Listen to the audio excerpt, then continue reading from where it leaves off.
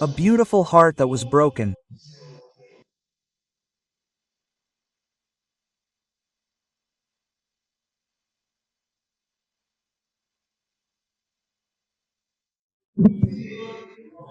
And in this topic we are going to find what is the reflection of life.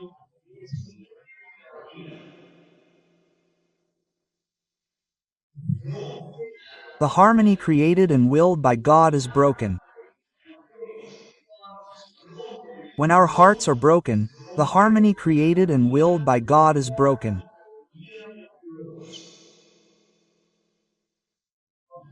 When the heart is broken, man enters into the life of man, he enters into death.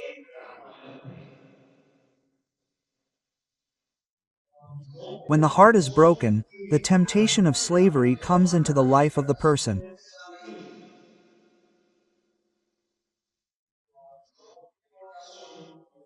When the heart is broken, floods and storms are unleashed, harmony is broken, life enters, death, the temptation of slavery comes and floods and storms are unleashed. What should I do, Father? Because when you say that, that's how I am, my broken heart has come into my life and my family. Death, illusions, hopes, and spirits have died. We are all hopeless, distressed. We have lost peace, tranquility, and harmony. We are slaves to vices, Father, and it doesn't stop raining. What should we do, Father? To take that petrified heart and bring it back close to the noble heart of God.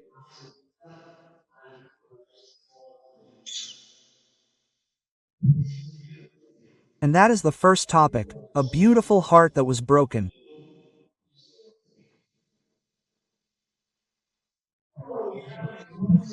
Let's place ourselves then at the moment of creation, there what the book of Genesis tells us and what we learned.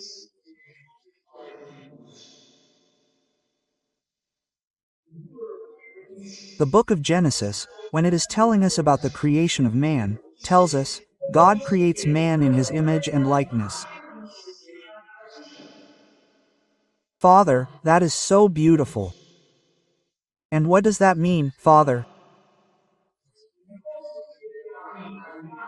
If God creates me in his image and likeness, it means that God is giving me a heart similar to his.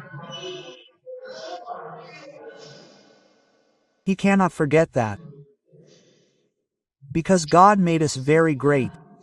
God does not think small. God thinks big. He made us great and gave us a big heart. What is the biggest heart of all? God's, and God gave us his heart, a big heart.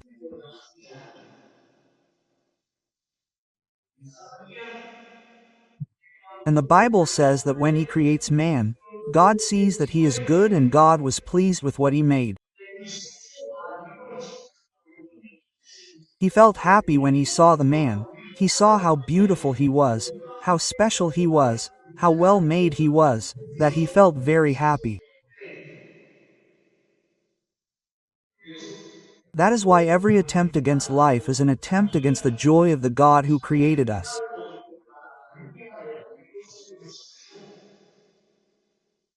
I do not know how there are people who are always thinking about how to take their own lives. Or at least how it crosses their minds. He liked what he did, he felt happy. How well done was this for me, man? How well done was it for me? That is why creating man in his image and likeness means that he has given him a heart like his own, Father. And what is the heart of God like? The heart of God is big. The heart of God is good. The heart of God is compassionate. The heart of God is merciful. The heart of God is free. The heart of God is capable of good. The heart of God is a dreamer. He has given us a heart as white as snow, as clean as crystal, and as sweet as honey. A barrier that became a barrier.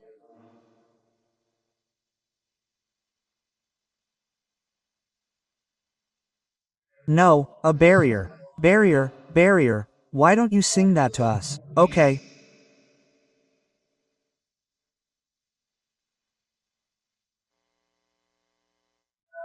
Give me a new heart, Lord. A heart to praise you. A heart to serve you. Give me a new heart. We're going to help Barrera, who tells me that he just forgot the lyrics. Okay. Give me a new heart.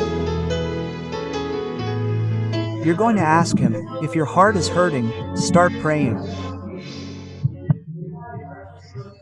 That's right, telling the Lord, Lord, how come you gave me a heart like yours and now I have a totally dark heart, a heart full of darkness?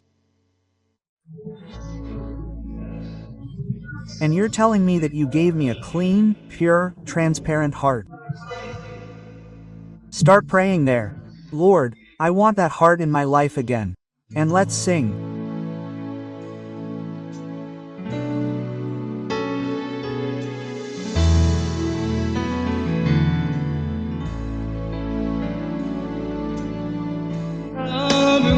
Give me a new heart, Lord. A heart to praise you. A heart to praise you. A heart to serve you. A heart to serve you. Give me a new heart. God. Give me a new heart, Lord.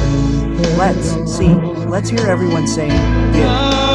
Give me a new heart, Lord. A heart to praise you. A heart to praise you. A heart to serve you. A heart to serve you. Give me a new heart. God, give me a new heart. Sweet as honey. Sweet as honey. Clean. Clean. Like crystal. Like crystal. A heart that is whole. Heart that is like yours, Lord. Like yours, Lord. Give me a new heart. Let's sing. Give me a new heart, Lord. A heart to serve you. A heart to serve you. A heart to praise you. A heart to praise you. Give me a new heart. Give me a new heart.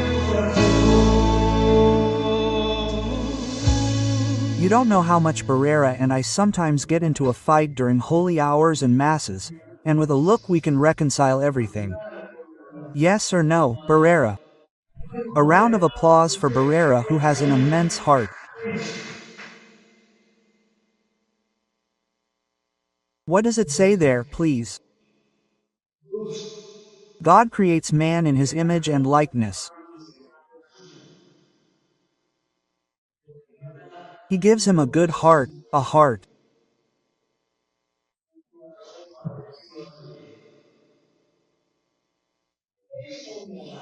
Similar to his in its goodness and reflecting the longings and goodness of his heart. God is going to say, he is going to dialogue with himself.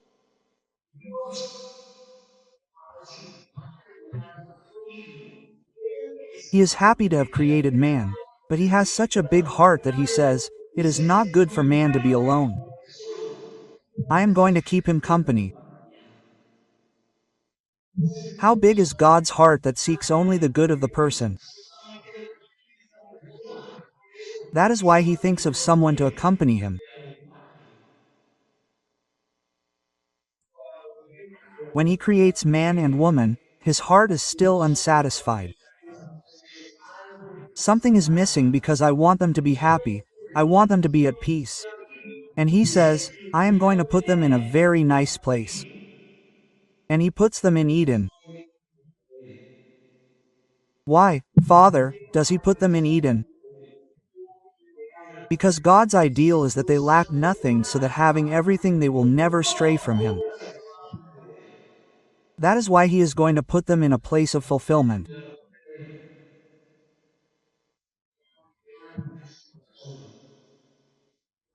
How big is his heart that he is going to call that place paradise to teach us that man deserves to live in a paradise?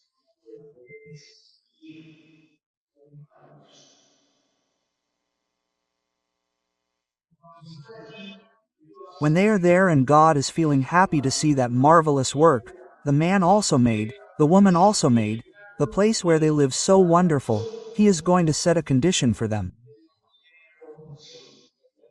Our God is a normative God. Our God is an orderly God.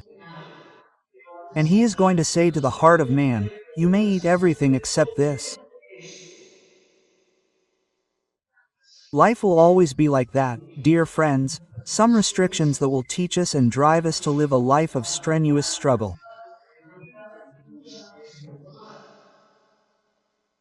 But when man tells us the word, he disobeys. And here everything begins to break.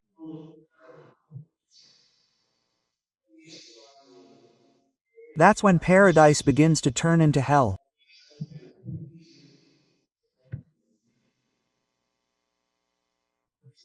Listen to what I want to tell you and take it to your heart. God gives me a good heart like his. He puts me in a wonderful place. He thinks of everything for me. He wants me to be very well, but my arrogance leads me to risk the kind will of God.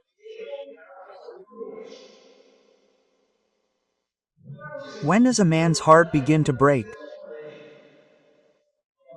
When we listen to other voices. Don't forget that. When you have a peaceful marriage and you start to listen to other voices in your home, you are breaking your heart. When you have received values and principles from your parents and you start to listen to other voices, you begin to put your heart at risk. Man is in paradise. God speaks to him, don't do this. But the serpent also has his voice, he speaks to you. And when one listens to other voices, he is opening the possibility for his heart to be corrupted.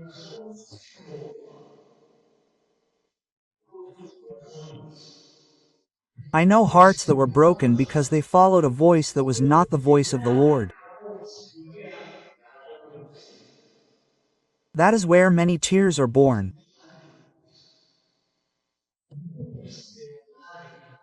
Many of the tears of many people are the result of having listened to a voice in the world and stopped listening to the voice of God.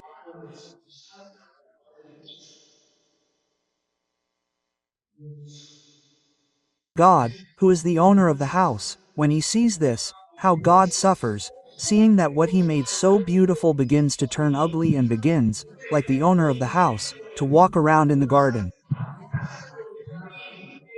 So this is going to be a fundamental question.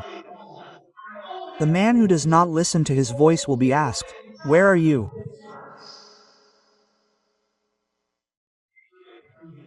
And a question comes from me, when does the heart of man begin to fracture?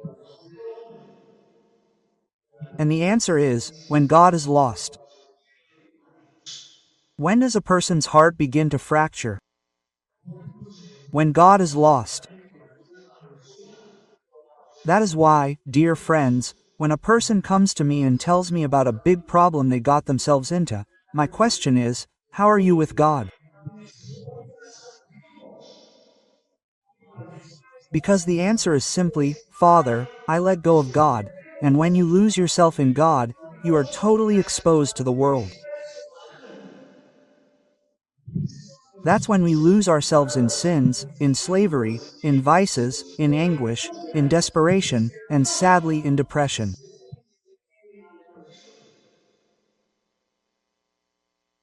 He's going to take them out of the house. What a great thing, man. He put them there because they were his beloved children. They are his precious and wonderful creation. He feels happy, but one day he tells them, "You're leaving my house, you're leaving here." He threw them out of Eden. What is a broken heart, Father? Never forget this. It is an expulsion from the place of peace.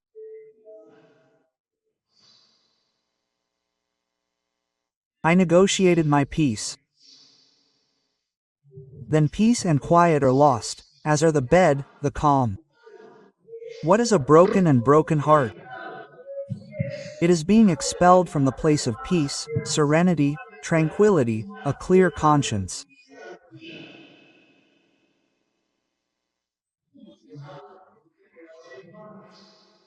Many stopped having their hearts at peace because they negotiated their paradise instead of serenity for the place of despair.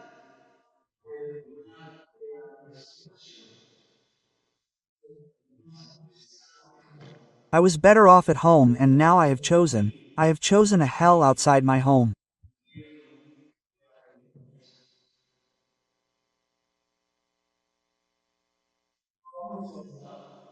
Let's go to a second scenario, because when evil enters, it enters and destroys everything. Because everything from the beginning was very beautiful. God happy, God creating, God putting things in order, giving man light, giving man the sun to warm him, placing the moon and the stars. God adorned man's life, how he loves him.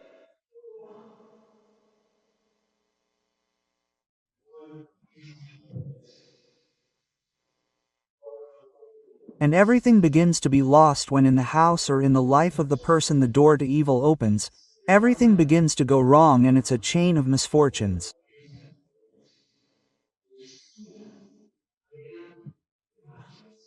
And that's when you ask yourself, how long? And that's when you say, I can't take this anymore. And that's when you say, why me? God gives you a good heart, but you wasted and abused God's goodness. Cain is going to kill his brother Abel. How far does evil go? How far does the power of a broken heart go? How far does the power of an envious heart go? Cain was a farmer. Abel was a shepherd. One day they present offerings to the Lord. Cain brings the Lord some beets, some avocados, and some bananas. And Abel presents him with some sheep. But the Lord saw that Cain's offering was an offering that did not come from the heart, but he saw that Abel's was an internal offering and accepted Abel's offering with pleasure. And Cain felt envy and killed his brother. When someone's heart is broken, they are capable of killing and eating the dead. That is why God is going to ask, where is your brother? He was not a stranger, he was not an outsider, he was not the neighbor, he was your blood brother. Where is your brother? And at that moment he declares him as the most cursed. The one who goes through life murdering is cursed. Friends, do not forget this. When a heart is broken, relationships are broken and destruction comes. Sometimes a person says, Father, what is happening in my house? How well we lived. Quote, search hearts. Search hearts. That's why you have to take care of your heart. When a heart is broken, relationships are broken and destruction comes. And that sweeps everything away. It's like an avalanche. It takes marriages, families, economic projects, dreams, ideals, businesses, relationships of love, everything with it.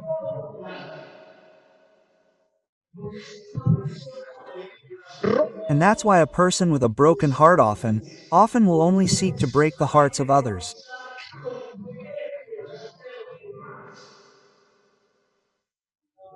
A person with a broken heart nullifies the other, killed them. What happened here? Nullifies the other, doesn't care, doesn't recognize them.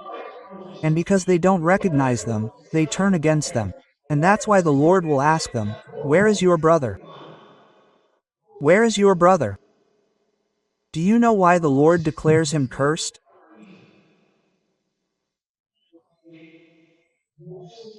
Because Cain cannot bear to see the noble heart of others until he has harmed them.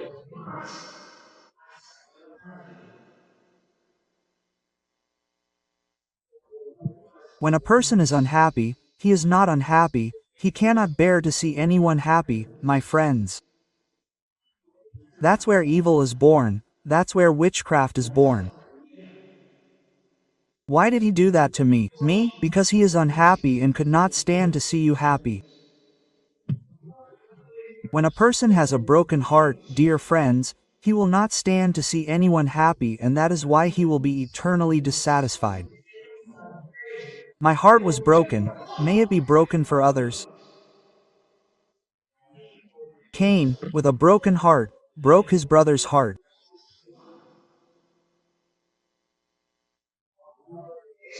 When he drinks this, he will feel great sadness.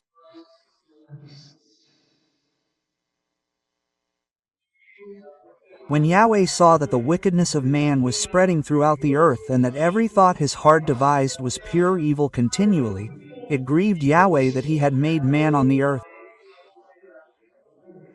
Listen to that, the Bible says, Genesis chapter 6 verse 5-6, it grieved God that he had made man on the earth.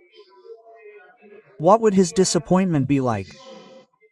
That good heart, full of light, promising, kind, was damaged, broken. How would God feel when he saw that his creation was ruined? The most beautiful thing he had made was ruined. Genesis chapter 6 verse 5-6 says, I am going to exterminate man from the earth. And look at the answer to the question of why evil. A person who walks in the ways of the Lord cannot continue to attribute evil to God. Especially young people today distance themselves from God because they accuse God without criteria of being the cause of evil. No, look what the Bible says in chapter 6, verse 11. The earth was corrupt in the presence of God. The earth was filled with violence. The earth that God made, so beautiful and perfect, was damaged, broken.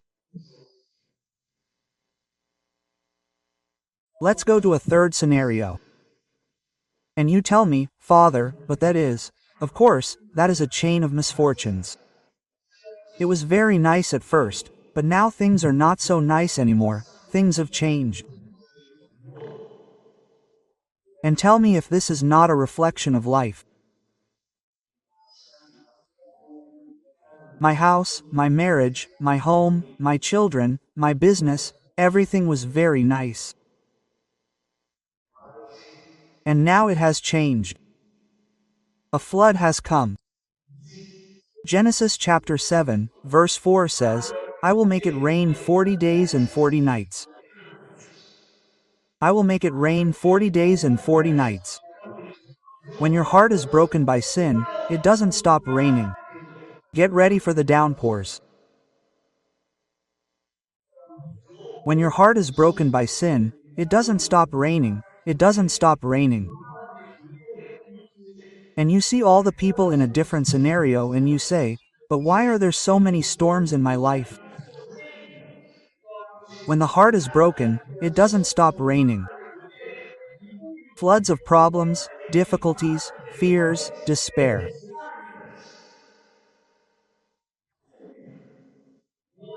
Ask yourself, how many floods have we caused because we have allowed our hearts to be fractured?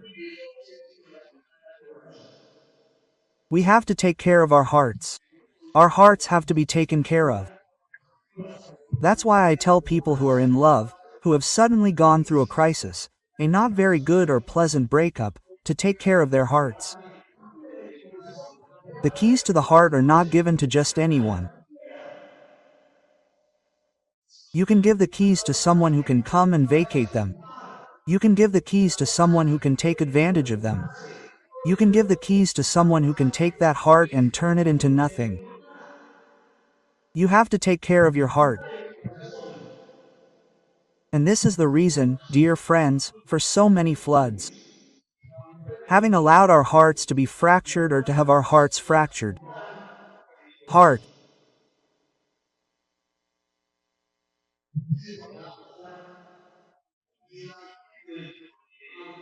The word says and begins in the midst of the problem and difficulty to be perceived as a light that the Lord Genesis chapter 8 verse 21 said, "Never again will I curse the ground because of the." But that is not very flattering because then he is going to say something very sad.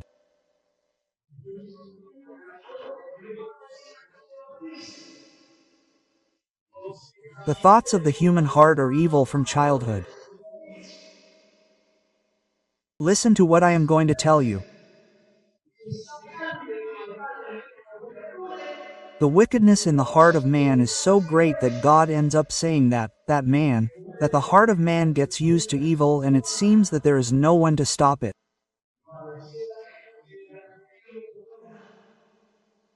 It is like God entering into a conformism. It is like uniting against his being of God to favor man in his weakness for the sake of love. It's like when a father says, "No, there's nothing else to do." God, out of love, enters into a dynamic of understanding to help man in his brokenness, in his fragility.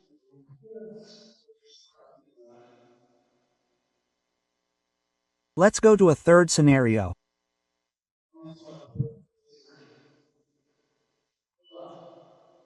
Fourth, Israel in Egypt. It all started out so beautifully. The trip started out wonderful and along the way it got bad. But it's the story of your life. It's the story of your life. It's the story of my life. I negotiated my paradise. Death came to that paradise. The flood came and look what happened next.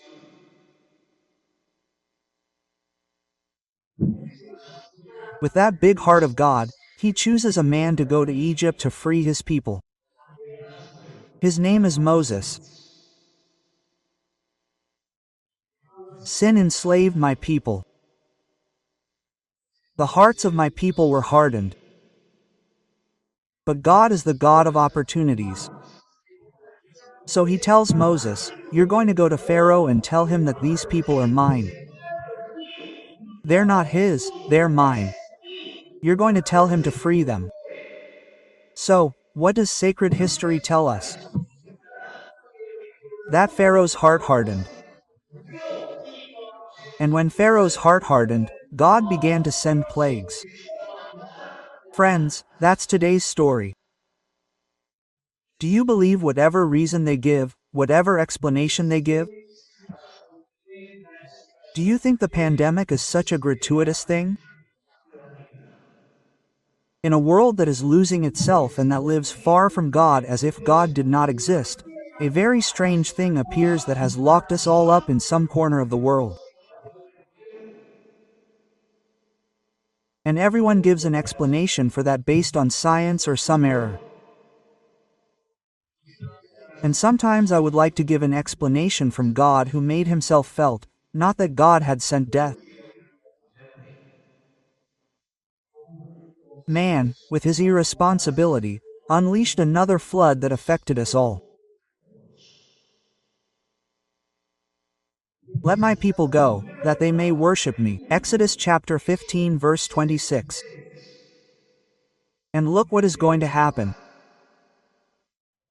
When the heart hardens, it attracts many evils. There are people who have not wanted to listen to the voice of the heart, the voice of God who he says, "Transform your heart, come back to me. Calm down, don't change if you don't want to. Calm down." When a man's heart hardens, many evils come. So Moses went to Pharaoh and said, "Do me a favor. I come in the name of God to tell you to let my people go to your people so that they can worship you." And Pharaoh said, "Do it calmly, I'll let them go." And Pharaoh turned and did the opposite.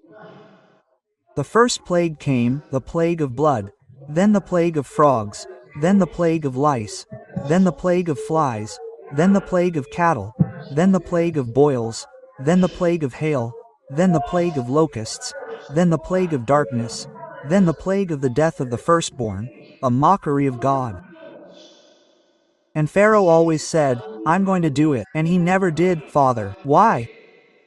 Because when your heart is broken, you fill yourself with promises that you never keep. A broken heart knows no commitment to serious causes. I ask myself that question. Couldn't one interpret that everything that happens in the world, everything? And don't think of the world as the globe, think of your little world, think of your home. Couldn't you think that what happens in the world is the cause of man's pride and the indifference of his heart?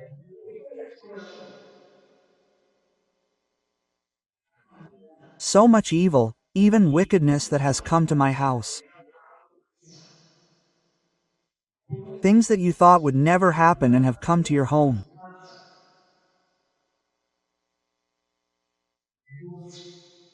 God, who always waits on man, is going to make a promise. No more plagues if we return to him. No more plagues if we return to him with a humble and sincere heart. Look what the word says.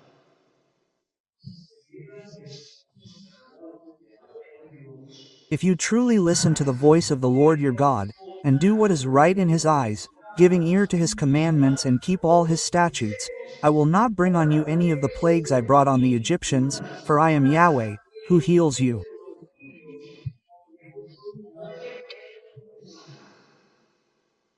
He did not come to destroy us. Destruction comes from broken hearts. When a person has a broken heart, he ends up breaking the hearts of others.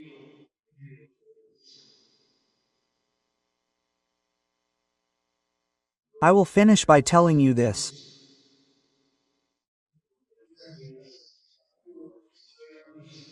The prophet Isaiah in chapter 19 tells us, "The Lord has said," 19:23, "These people honor me with their lips, but their hearts are far from me.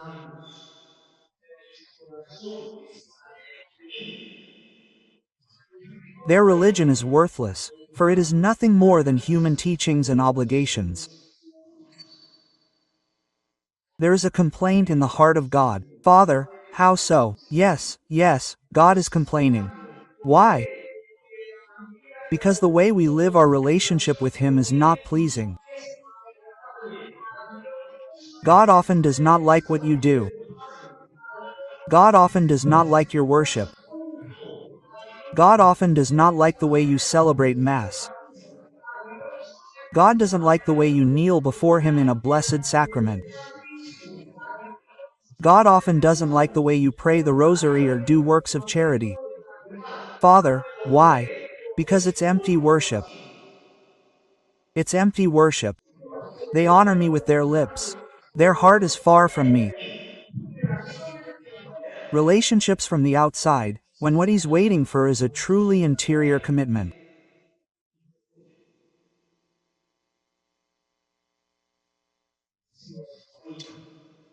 That beautiful heart is broken. That beautiful heart is broken.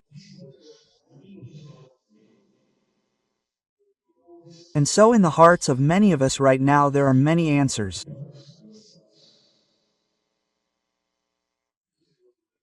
Our hearts are broken because our relationship with God is broken.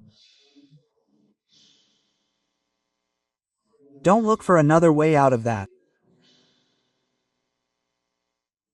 Barrera is going to be a song that will remind us of that. When one separates from God, when one lets go of God's hand, one's life is broken. You don't have to say what they're doing to me. You don't have to say why I'm going to go to someone to tell me what's happening to me. No, God brought you to Monte Maria today to tell you that what you are sometimes experiencing as a misfortune is the result of your broken heart. It is the result of a broken heart in children. It is the result of a broken heart in a mother. It is the result of a broken heart in a father. It is the result of the broken hearts in a marriage.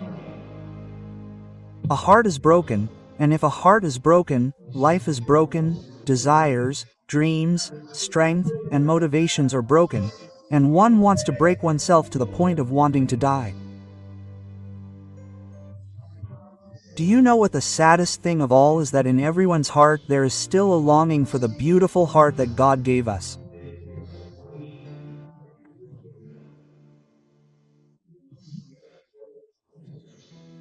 God gave you a beautiful heart, and today your heart is a disfigurement of the desire of the heart that God wanted for you.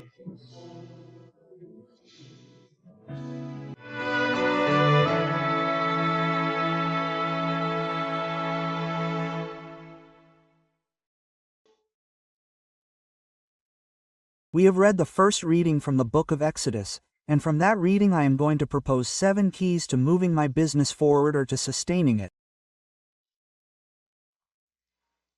Ready? 7 keys that you are going to keep in your heart.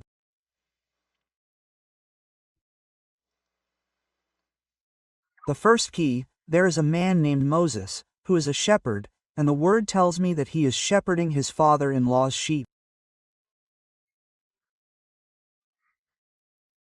One day he went out into the desert with his sheep, and that is where the first key comes in.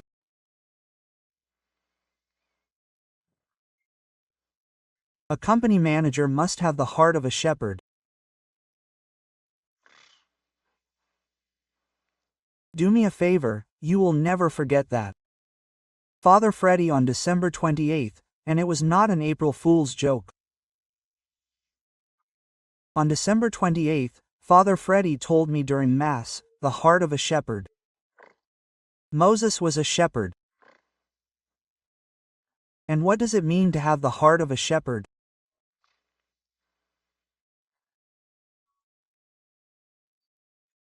It means that you do not only work with machines, or that you do not only have a number of instruments at your service.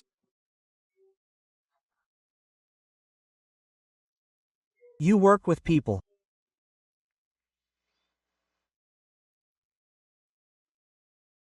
I have always been intrigued by the book of Genesis when it tells me that God is creating, and when God made man, he saw that he was good and saw that he could now rest because he had discovered in man the most beautiful thing he had created.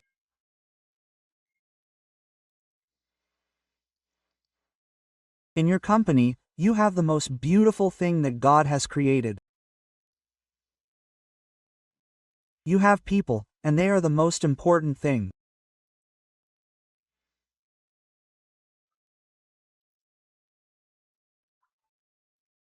Therefore, dear friends, just as Moses led some sheep, I invite you to take these people, to accompany them, and to realize that the results in your company also depend on the way you treat these people.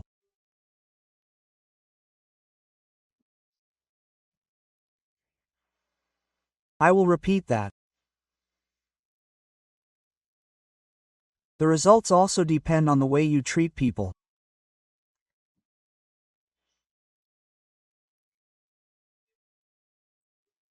Never forget that you have the heart of a shepherd.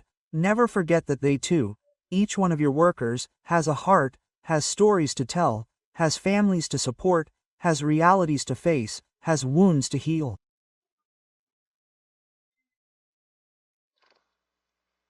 And look at this, so beautiful. They are the sheep that God puts on your path so that you can accompany them in the desert of uncertainties.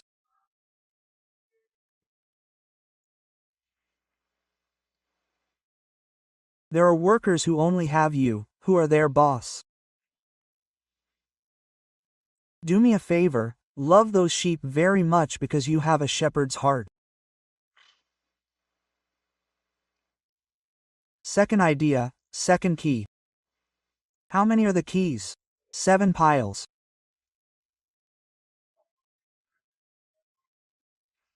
Well, Moses is going with the sheep through the desert.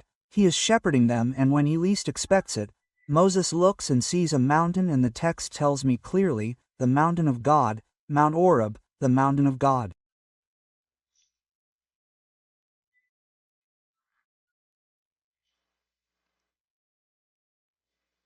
Second key, you have to learn to seek God. Moses is working, he is doing what he knows how to do, he is leading and bringing sheep, but he does not forget God. He is able to see the mountain where God dwells in his daily work, in his company, in his business. I ask you to please never stop looking at the mountain. Never. Never stop glimpsing that God who rises with you, who moves with you, and who is ready to do business with you.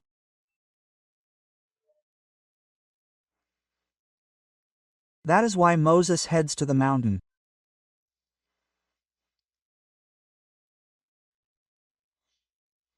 Don't stop looking to God for a single day, and you will always seek, every day of the year 2025 and beyond, for all your actions to be directed toward the Lord. And look what I'm going to tell you. You decide whether to do business with God, the owner of everything, or if you risk doing business alone. Moses says, I'm not capable of doing it alone. And that's why he goes to the mountain. I don't do business alone. I am capable of doing business with the one who has control in his hands, who is the Lord. So he climbed the mountain, and look at what a beautiful thing it is. And here comes the third key. When he climbs the mountain, he will see something he can't explain. What's so strange, man? He sees a burning bush that is not consumed.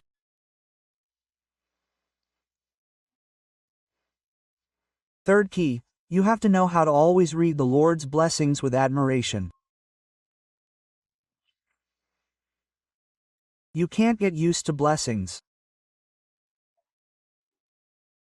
Blessings can't become a landscape because there may come a day when life, which is wise and a teacher, takes them away from you so that you can learn to value what you had. Blessings, how do they come? They go away. The third key is to know how to read the Lord's blessings with admiration.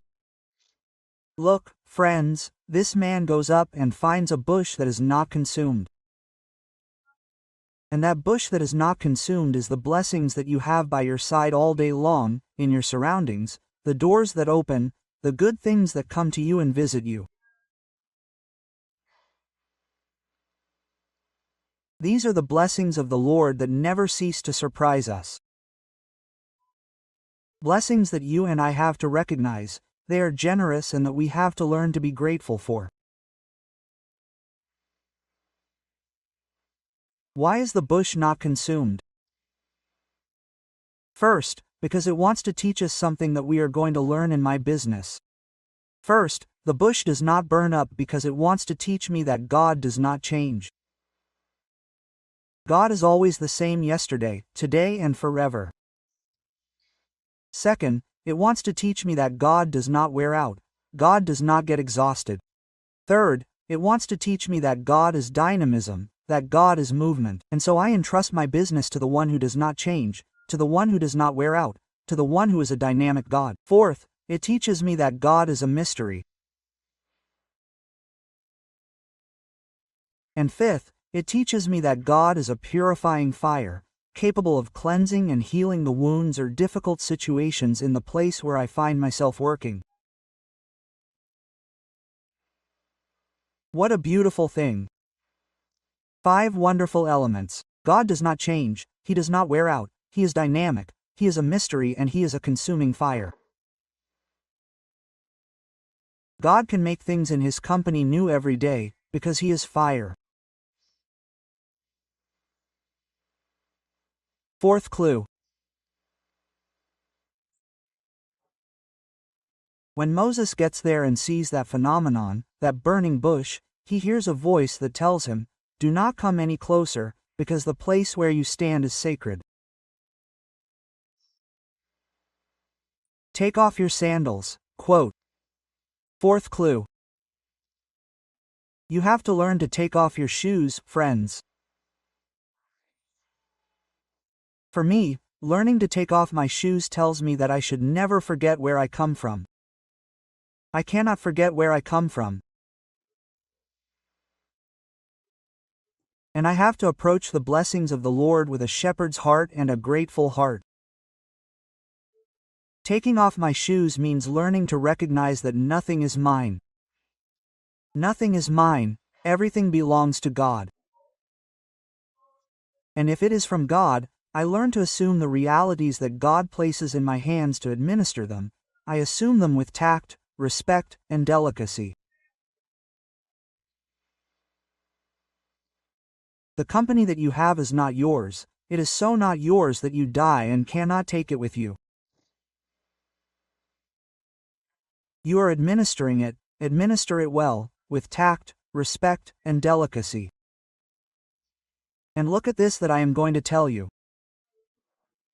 Entering barefoot into God's realities means always recognizing them as a blessing.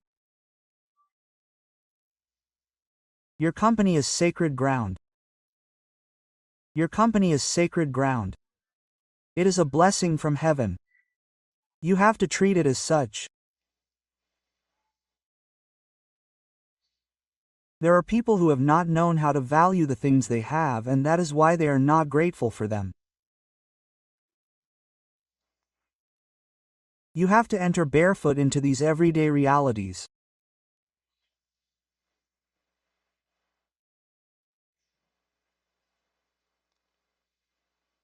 Fifth clue.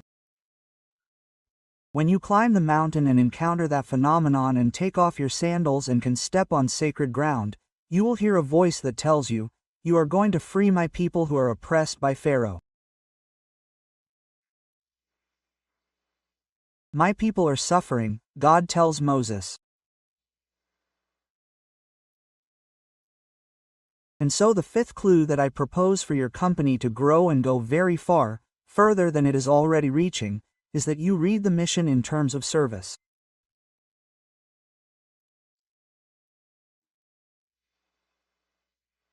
How beautiful, man! God tells Moses, "My people are suffering, you are going to go and free them."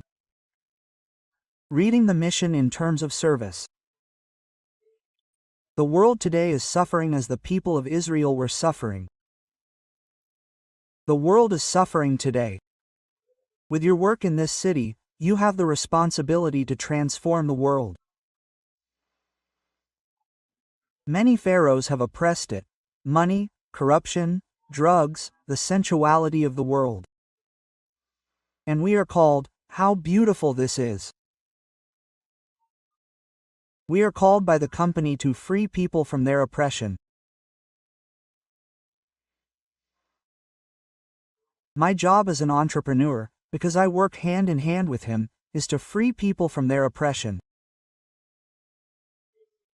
Your company, above all, listen to how beautiful it is an experience of transforming stories. People come to your company with a lot of pain.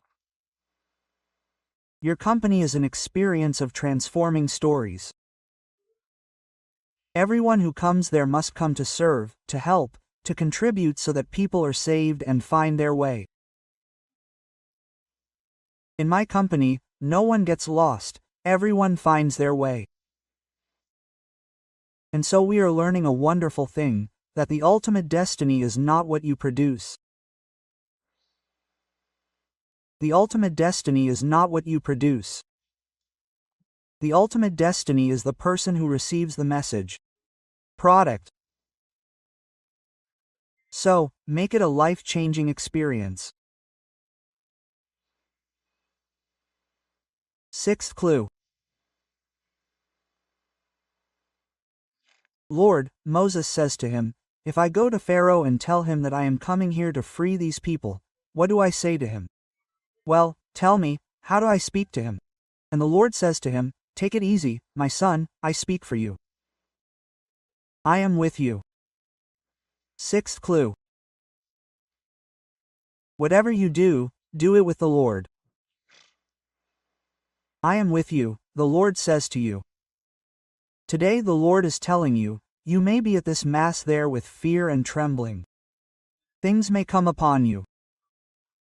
Now with that news of the minimum wage, there are many people who have a lot of confusion in their heads. What am I going to do to take on this? This is beyond my budget. And the Lord says to you, take it easy, my little son, I am with you. Never forget what I am going to tell you right now. The best ally, the best partner and companion on the journey is God. Doesn't he seem like an exemplary model of a partner for the journey to you? He owns the supplies. He knows about timing, he knows about costs, he is an expert in control and quality. He multiplies when shortages arise and, apart from that, he is a good friend, loyal, constant and knows how to read what is happening before it happens. Ah, he is the one I need. He is the one I need. Man, don't forget that he is offering himself to you. I will be with you. Let me be with you and you will see that things work differently. I will be with you. Include God in your company and you will see how your company ends up included in God and the blessings will never stop coming. Seventh and final clue. If I go to Pharaoh and say, "Who sent me?" What do I say? And the Lord tells you, go to Pharaoh and say, "I am sent you." I am, means the seventh clue. Be careful, you, your family and your company are because he is. I will repeat it. That's the seventh clue. I can't forget that I am what I am. My company is what it is. My family is what it is because he is. What does I am mean? It means that everything moves in the coordinates of God. Everything. Nothing escapes God. Nothing leaves God's side and that nothing can be without him. Nothing. That's why the gospel reading we heard. Without me, you can do nothing. You may be doing well for a day, a month, a week and you may be happy because the little beads are growing, but sometimes that's just a day or a month's worth of success. This moves in the coordinates of God, of the one who is. Listen carefully, nothing can be without him. That's why, hand over your business to the one who makes everything possible. Quote, I am, on the lips of God means discovering the best strategy for being a business. What's the big deal? That one is working with the one who is. That's the most important key to being a business. I'm working with the one who is and he is everything. No.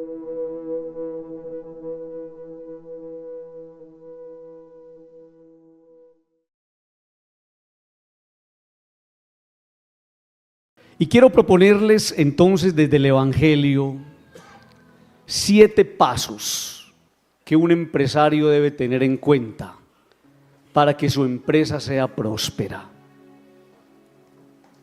El mejor empresario es Jesús. ¿Quién es el mejor empresario? Ese es el mejor, ese es el duro. Es que Él sabe cómo hacerlo. El mejor empresario es Jesucristo. Y el evangelio que les leí me muestra a mí esos elementos que hay que tener en cuenta para que mi empresa sea siempre próspera. Primer elemento: no abandone nunca la barca en las pruebas y dificultades. Escuche cómo comienza el evangelio. Cuando Jesús oyó lo que le habían hecho a Juan el Bautista, subió a una barca y se fue a donde pudiera estar solo. Primer elemento que yo le propongo a usted para el 2024: no abandone nunca la barca en las pruebas y dificultades. Padre, ¿y qué le pasó a Jesús? Que está tristísimo, hombre. ¿Qué le pasó, padre? Le acabaron de matar a Juan el Bautista. Herodes le mandó a mochar la cabeza. Entonces por eso comienza el evangelio diciendo: cuando Jesús oyó lo que le habían hecho a Juan el Bautista, se subió a la barca y se fue a un lugar solito. Muchas personas, cuando llega una prueba o una dificultad, porque pareciera que estuviéramos condenados a que siempre nos fuera bien, a que siempre tuviéramos ingresos abundantes, a que siempre la cuentecita estuviera bollante, a que me pasaran informes muy halagadores al atardecer. No. Cuando llegue la prueba y cuando llegue la dificultad, tenés que estar montado en la barca. Y no te desmontas de ahí, no te bajas. Jesús está triste y pudo haber dicho: yo me voy para mi casa a dormir y me aíslo de todo el mundo. No, se montó en su barca y fue capaz de irse a fortalecer a un lugar aparte en Dios. Jamás en medio de los reveses suelte la barca, porque hay personas que están esperando usted cómo agarra el timón y de qué manera usted es capaz de llevar esa barca a un puerto seguro. No se baje de la barca, no la abandone. Segundo elemento, son 7. Jesús bajó de la barca y vio que allí había una gran cantidad de gente. Entonces tuvo compasión de ellos y sanó a los que estaban enfermos. Segundo elemento, lo primero que hay que cuidar son las personas. Usted no tiene por qué meterle todo el tiempo y gastar todo el tiempo cuidando una máquina. Cuide primero las personas, porque las personas son el verdadero capital que hay que salvaguardar. Y ustedes con humildad tendrían que reconocer que muchas de sus personas se hicieron prósperas porque tienen a su lado personas muy calidosas. Cuiden esas personas. Esas personas los han hecho a ustedes crecer, y muchas de esas personas hicieron que ustedes pudieran saborear la victoria cuando fueron ellos los que muchas veces le metieron el pecho a esas duras batallas. ¿Qué hizo Jesús? Se montó en la barca, luego se bajó de la barca y empezó a cuidar, a sanar las personas. Tercer elemento: llegarán momentos de encrucijada. Uno no puede estar solamente preparado para ganar. También uno tiene que estar preparado cuando la vida lo ponga a perder. Tercer elemento: llegará el momento de encrucijada. Cuando empezaba a atardecer, miren pues, los discípulos se acercaron a Jesús y le dijeron: Señor, estamos en un lugar solitario y se está haciendo tarde. Dígale a la gente que se vaya a los pueblos y compren comida. ¿Qué hace Jesús con ese cocao de gente ahí? Mujeres, hombres, niños. ¿Qué problema tan grande? Y a veces a usted se le presentan situaciones como esas, momentos en los que la vida te pone contra la pared y vos no sabes qué hacer. Momentos de encrucijada. Atención, jamás frente a las encrucijadas de la vida tome el camino más fácil. Lo más fácil es que Jesús le hubiera dicho a los muchachos, háganle pues, con disimulo, díganle a la gente que se vayan para la casita.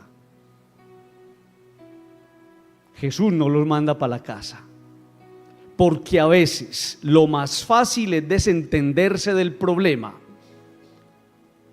pero no siempre será lo más efectivo. A veces lo necesario es darle la cara al problema, y Jesús le da la cara al problema. Jesús empieza a responder. Y es ahí cuando viene el cuarto elemento.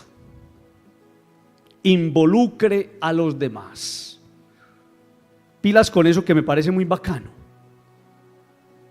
Jesús les contestó: no tienen que irse. Y les tiró el balón. Denles ustedes de comer. Involucre a los demás. A veces cuando llega una situación difícil a mi empresa, yo empiezo a morirme solo en la angustia de darle respuesta a esa situación. No, señor, la empresa somos todos.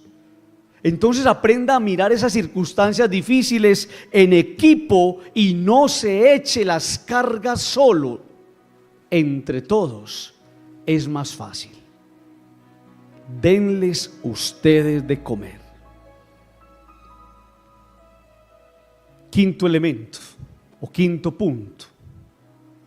Los discípulos le dijeron: no tenemos más que 5 panes y 2 pescados. Y Jesús les dijo: tráiganlos aquí. Quinto elemento: trabaje con lo que tiene y sea estratégico. No se ponga a abrir puertas que a veces lo que van a hacer es comprometer su tranquilidad. No se empeñe cuando usted no tenga una buena manera de calcular el asumir esa puerta que está abriendo. Sea estratégico y cree alianzas. A ver, ¿quién es el que tiene los panes? Yo, tráigalos pues para acá, llave. Y los pescados, venga pues. Eso se llama crear alianzas. Usted pone los panes, usted pone los peces y yo hago el milagrito. Amigos, así trabaja Dios. Ponga usted lo que tiene, haga usted lo que sabe hacer, pero deje que Él haga lo demás. Sexto elemento, y este me encanta. Luego de ordenar que la gente se sentara sobre la hierba, Jesús tomó los 5 panes y los 2 pescados. Miró al cielo y dio gracias a Dios. Después partió los panes y se los dio a los discípulos para que ellos los repartieran a la gente. Sexto elemento: procure en su empresa siempre el orden. Hay personas que manejan la empresa como si fuera una botica o una cacharrería. Miren a Jesús tan ordenado. Qué cosa tan bella, hombre. En medio de ese gentío Jesús pudo haber dicho: bueno, organícense ahí como puedan. No. Le ordenó a la gente que se sentaran en la hierba. Tomó los panes, los peces, miró al cielo, dio gracias a Dios y después empezó a partirlos. Y le pudo haber dicho a la gente: vengan pues para acá todos, agarren. No. Se los dio a los discípulos para que ellos se los repartieran a la gente. Hay que ser ordenados. Y a veces hay que reconocer tristemente que muchas empresas o emprendimientos no prosperaron porque yo no soy una persona ordenada. Séptimo: todos comieron hasta quedar satisfechos. Y cuando los discípulos recogieron los pedazos que sobraron, llenaron 12 canastas. Séptimo elemento: no desperdicie nada. Atención con esto. Hay personas que cuando ven que les está yendo muy bien, se vuelven muy botados.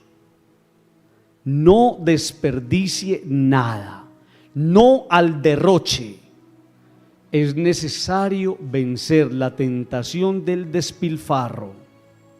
Hay que aprender a manejar la empresa con mucha responsabilidad. No es casualidad que nosotros estemos acá. Y no es casualidad que a nuestra vida llegue esta palabra. Seguramente es la palabra oportuna que todos nosotros estamos necesitando.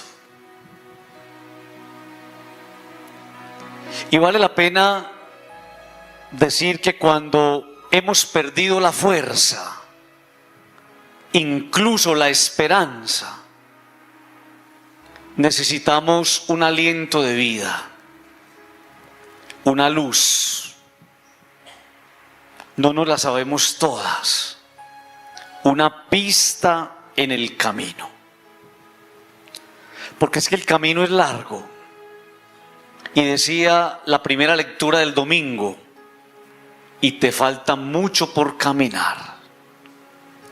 Y entonces cuando nos presentamos delante del Señor frágiles, miserables como somos, solamente nos queda decirle a Él: ayúdanos pues, háblanos. Porque es que a veces este camino es muy confuso.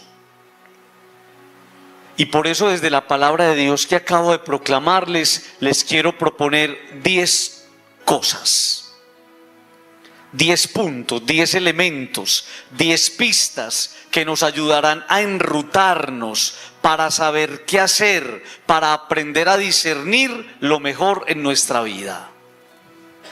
Y quiero que cada uno con su corazón atento en el Señor, pensando que Dios le está hablando a usted. Dios no le está hablando a esta cantidad de personas en masa, no. Dios le habla a usted y me habla a mí, en mi angustia, en mi necesidad, en mi impotencia. Primera pista que nos da el Señor. Nos dice: hijo mío, cuando te acerques al temor de Dios, prepárate para las pruebas. Una persona no puede pensar que estar con Dios es estar libre de pruebas. Y es una advertencia maravillosa que nos hace el Señor. Estar con Él no significa vernos libres de problemas.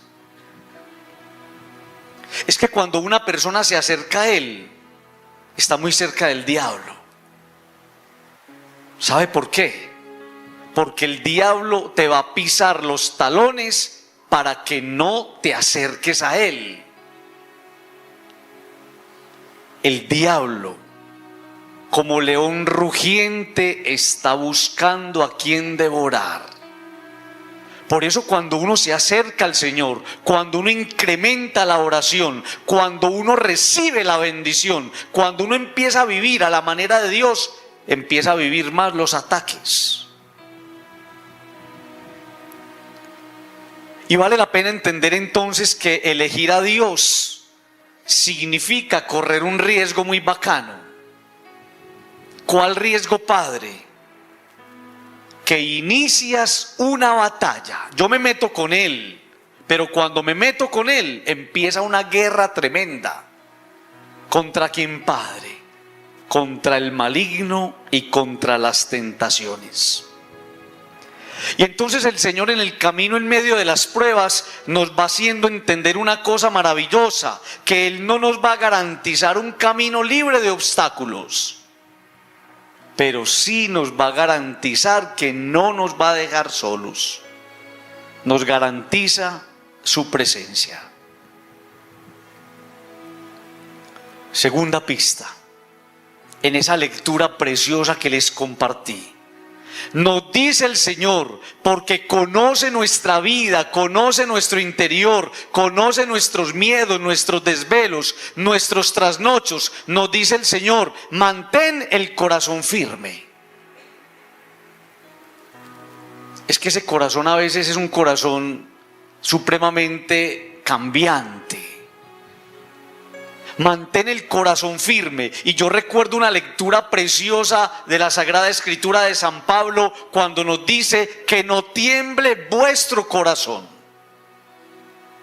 Que no tiemble el corazón, mantenga ese corazón firme, que no tiemble. Padre, dígame cómo hago para que no tiemble mi corazón. Y me dice el Señor: crean en mí.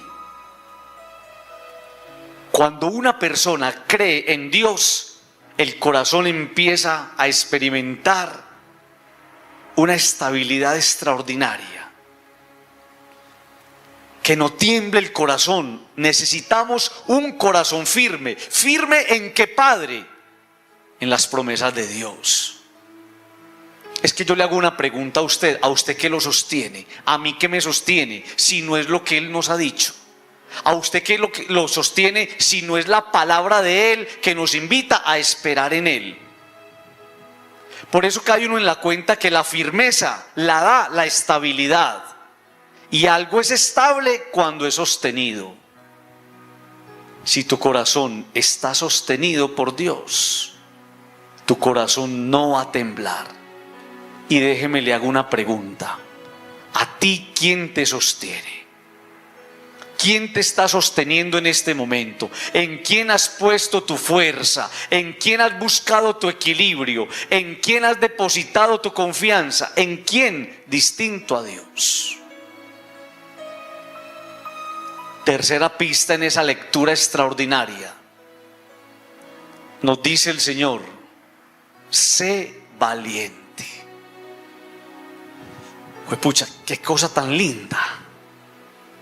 El Señor me está diciendo a mí, en mi prueba, sé valiente. El Señor te está diciendo a vos en tu prueba y en tu revés, sé valiente. La palabra valentía o valiente viene del latín valentis, que significa fuerte, robusto. Y miren qué cosa tan preciosa, que no tiene miedo. Padre, dígame por qué no tiene miedo. Porque está en las manos del que venció el miedo desde la cruz. Yo no puedo tener miedo, porque estoy en las manos del que desde la cruz venció el miedo, el mal, la muerte y la enfermedad.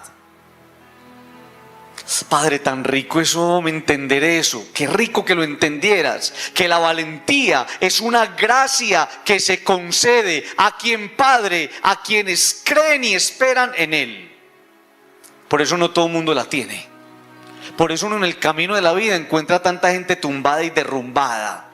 Por eso uno en el camino de la vida encuentra tantas personas que se rindieron tan fácil.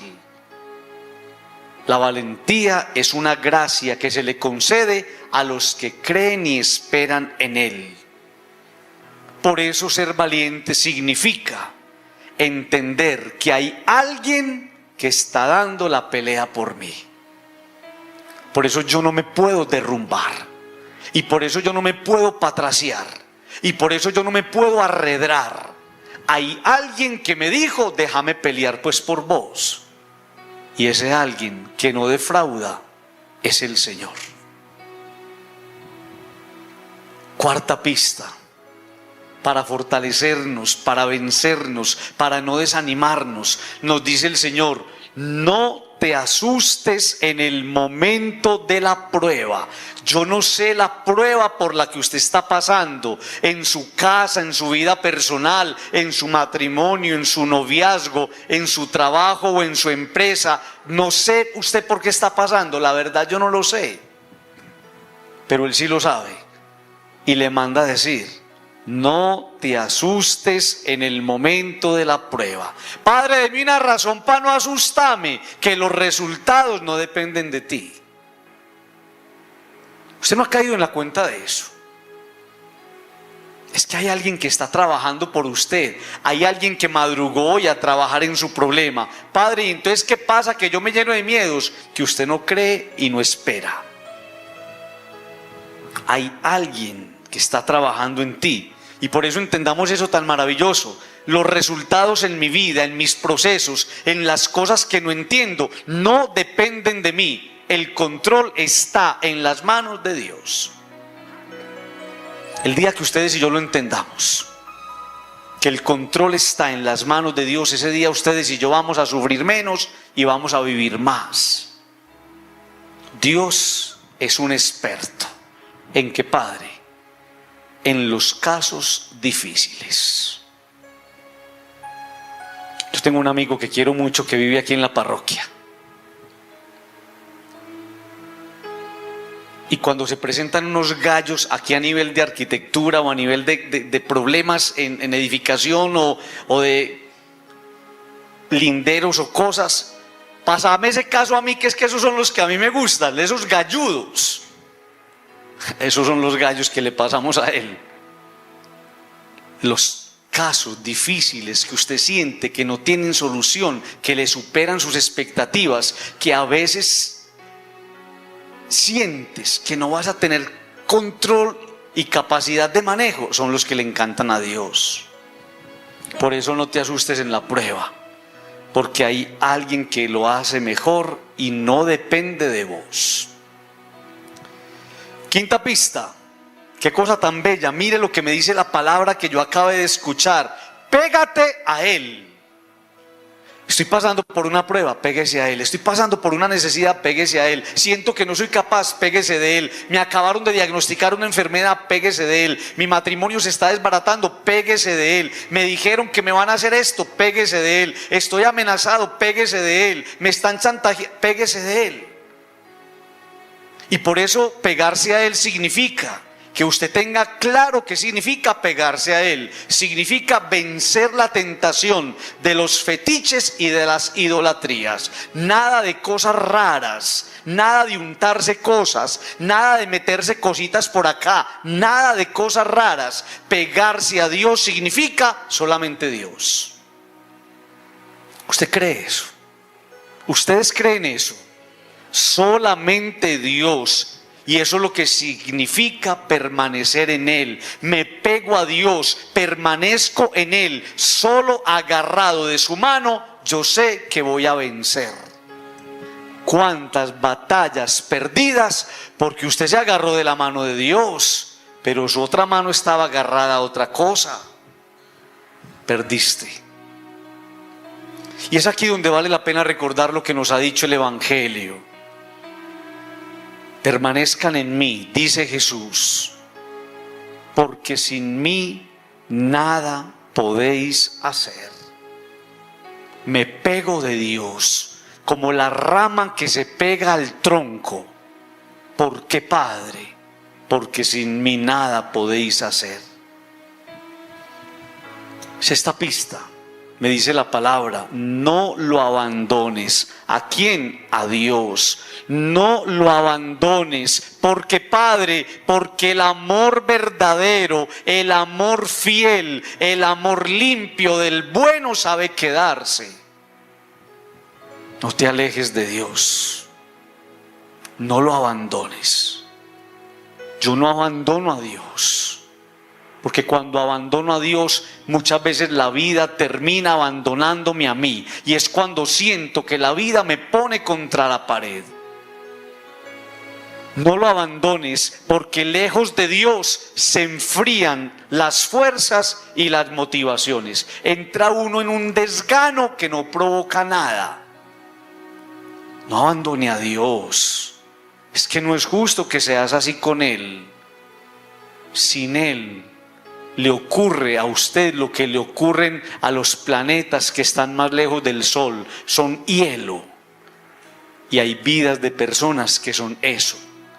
Frías, témpanos que no provocan nada. Y miren qué cosa tan triste. Abandonar a Dios significa abandonarse a la suerte de un mundo incierto. Con Dios vos estás seguro.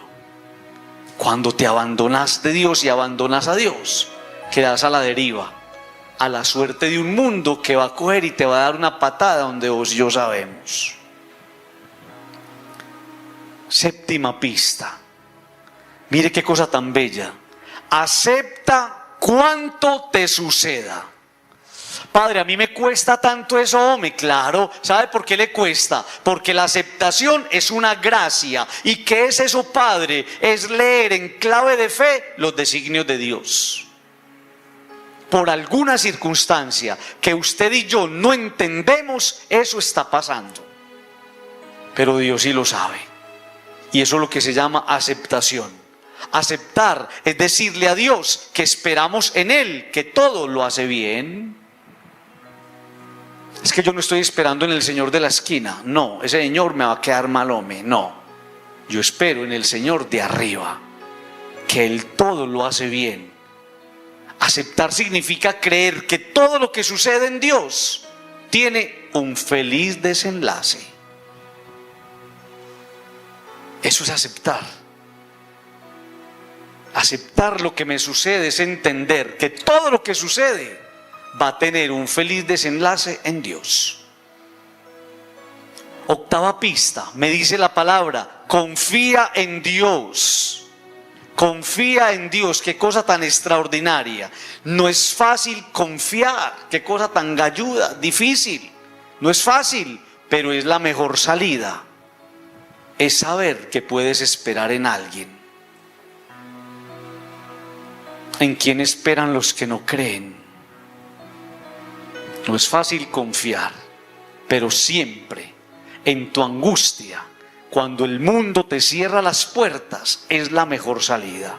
Es decirle a Dios, ¿sabe qué, Señor? Hágalo usted, hermano, porque estoy convencido que usted lo hace mejor que yo. ¿No le parece muy lindo eso? Eso es confiar en Dios. Hágalo usted, porque yo no soy capaz de hacerlo como tú lo haces. Confiar significa fiarse de alguien. Es la fiducia, es fiarse de alguien. Ese alguien no es cualquiera. Yo me fío de alguien, pero es que ese alguien no es cualquiera. ¿Cómo así, Padre? ¿Quién es? El que dijo que era el Salvador, hombre.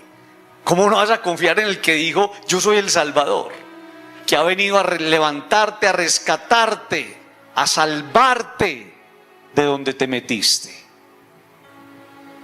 Novena pista. Dice la palabra, mire qué cosa tan linda.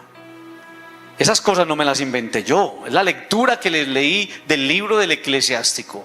Espera en Él. ¿Por qué me cuesta tanto, Padre? Hombre, porque la esperanza es una virtud propia del que ha rasgado el velo de la incredulidad. ¿Sabe usted cuándo aprende a esperar? Cuando aprende a creer. Claro, yo creo en Él, rasgué el velo, y porque creo en Él, soy capaz de esperar en Él.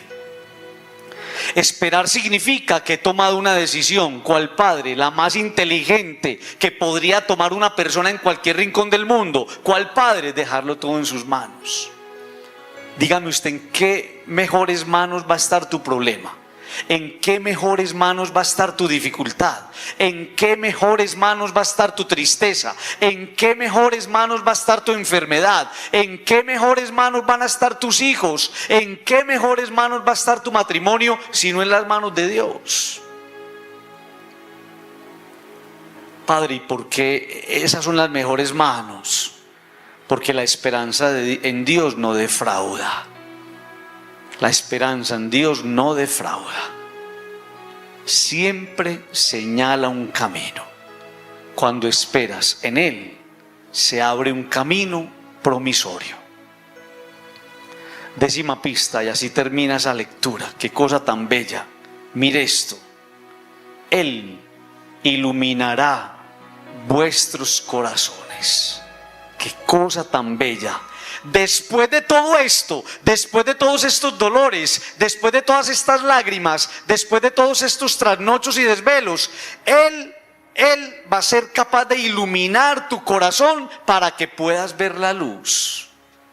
Después de todo esto vendrá la luz y el corazón fortalecido se llenará de confianza. Entonces vos, que has estado como aturdido, sabrás qué hacer, cómo proceder, qué decir o qué responder. Y tu vida, que andaba en tinieblas, por fin va a ver con claridad. Cierre sus ojos.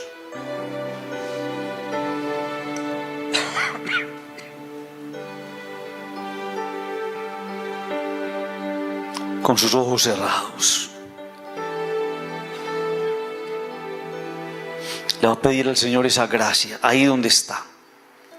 Señor, yo quiero esos 10 pasos en mi vida, los quiero ya, los necesito ya. Primero, necesito prepararme para las pruebas, porque te he elegido. Segundo, quiero un corazón firme.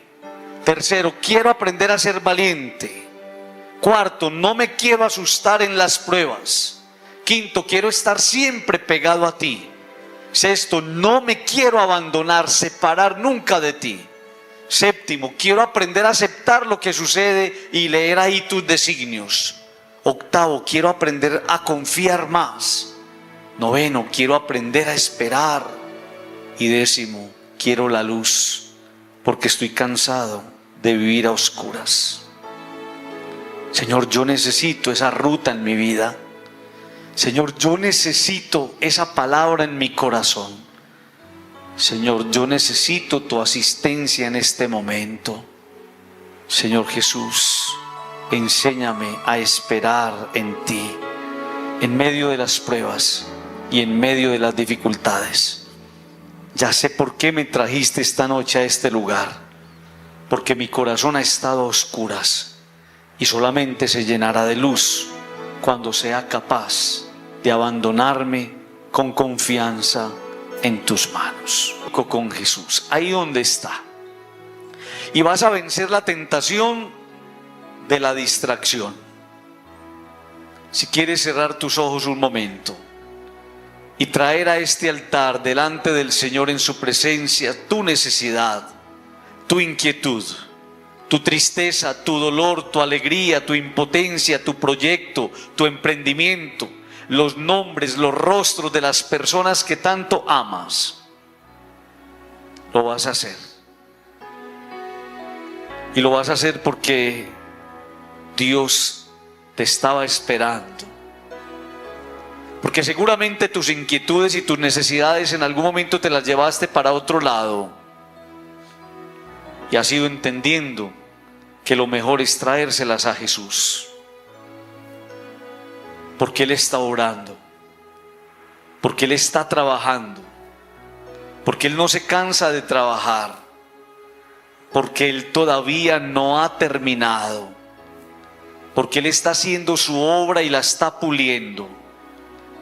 Porque puede que hayan desajustes o que hayan cositas que no funcionan bien. Pero Él es el hacedor.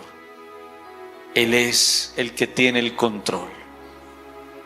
Creyéndole a Dios. No importa cuál sea tu problema, no importa cuál sea tu necesidad, no importa cuál sea tu tristeza o tu impotencia, no importa ni siquiera cuál sea tu enfermedad, Dios está obrando. Y usted le va a decir eso a Él. Le vas a decir, estás obrando en mí, yo lo sé. Estás obrando en mí, yo lo siento. Estás obrando en mí, Jesús. Y si necesitas que haga su obra en otra persona, mentalmente vas a decir el nombre de esa persona. Estás obrando en fulanito de tal. Estás obrando. Estás haciendo en esa persona tu santa voluntad. Cada uno, en fe, abandonado en Dios, dígale al Señor, Señor, estás obrando. Estás obrando. Vamos todos.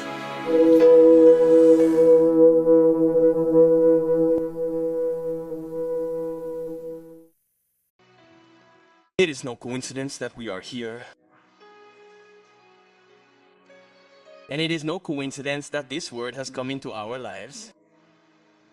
Surely this is the word we all need at this opportune time.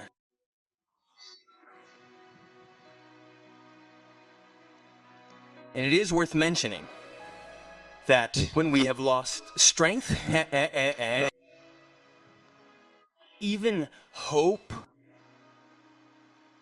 we need a breath of life, a light. We do not know them all. A clue on the path, because the path is long.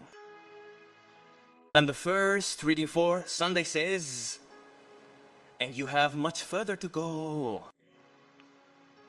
And so when we come before the Lord fragile and miserable as we are, all that remains for us to do is say to Him, help us then, speak to us then. Because sometimes this path is very confusing. And that is why from the Word of God that I have just proclaimed to you, I want to propose 10 things 10 points, 10 elements, 10 clues that will help us find the right path to do, to learn, to discern what is best in our lives. And I want each of you to keep your heart attentive to the Lord, thinking that God is speaking to you. God isn't directly speaking to this enormous crowd. No, not at all. God speaks to you and to me in my anguish, in my need, in my helplessness.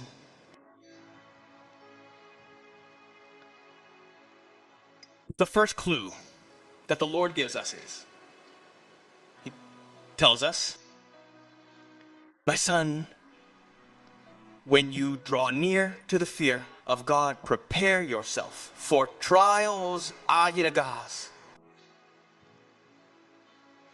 A person cannot think that being with God means being free from trials. Mahabal. And it is a wonderful warning that the Lord gives us. Being with Him does not mean being free from problems. The thing is that when a person draws near to Him, they are very close to the devil. Do you know why? Because the devil will nip at your heels so that you do not draw near to him. The devil is like a roaring lion looking for someone to devour. That is why when one draws near to the Lord, when one increases one's prayer, when one receives the blessing, when one begins to live in God's way, one begins to experience more attacks. And it is worth understanding then that choosing God means taking a very cool risk. What risk, Father? That you start a battle, I get involved with Him. But when I get involved with Him, a tremendous war begins. Against whom, Father? Against the evil one and against temptations. And so the Lord, on the path in the midst of trials, makes us understand something wonderful. He will not guarantee us a path free of obstacles, but He will guarantee that He will not leave us alone. He guarantees His presence. Second clue. In that beautiful reading that I shared with you, the Lord tells us, because He knows our life, He knows our interior, He knows our fears, our sleepless nights. He tells us, keep a firm heart.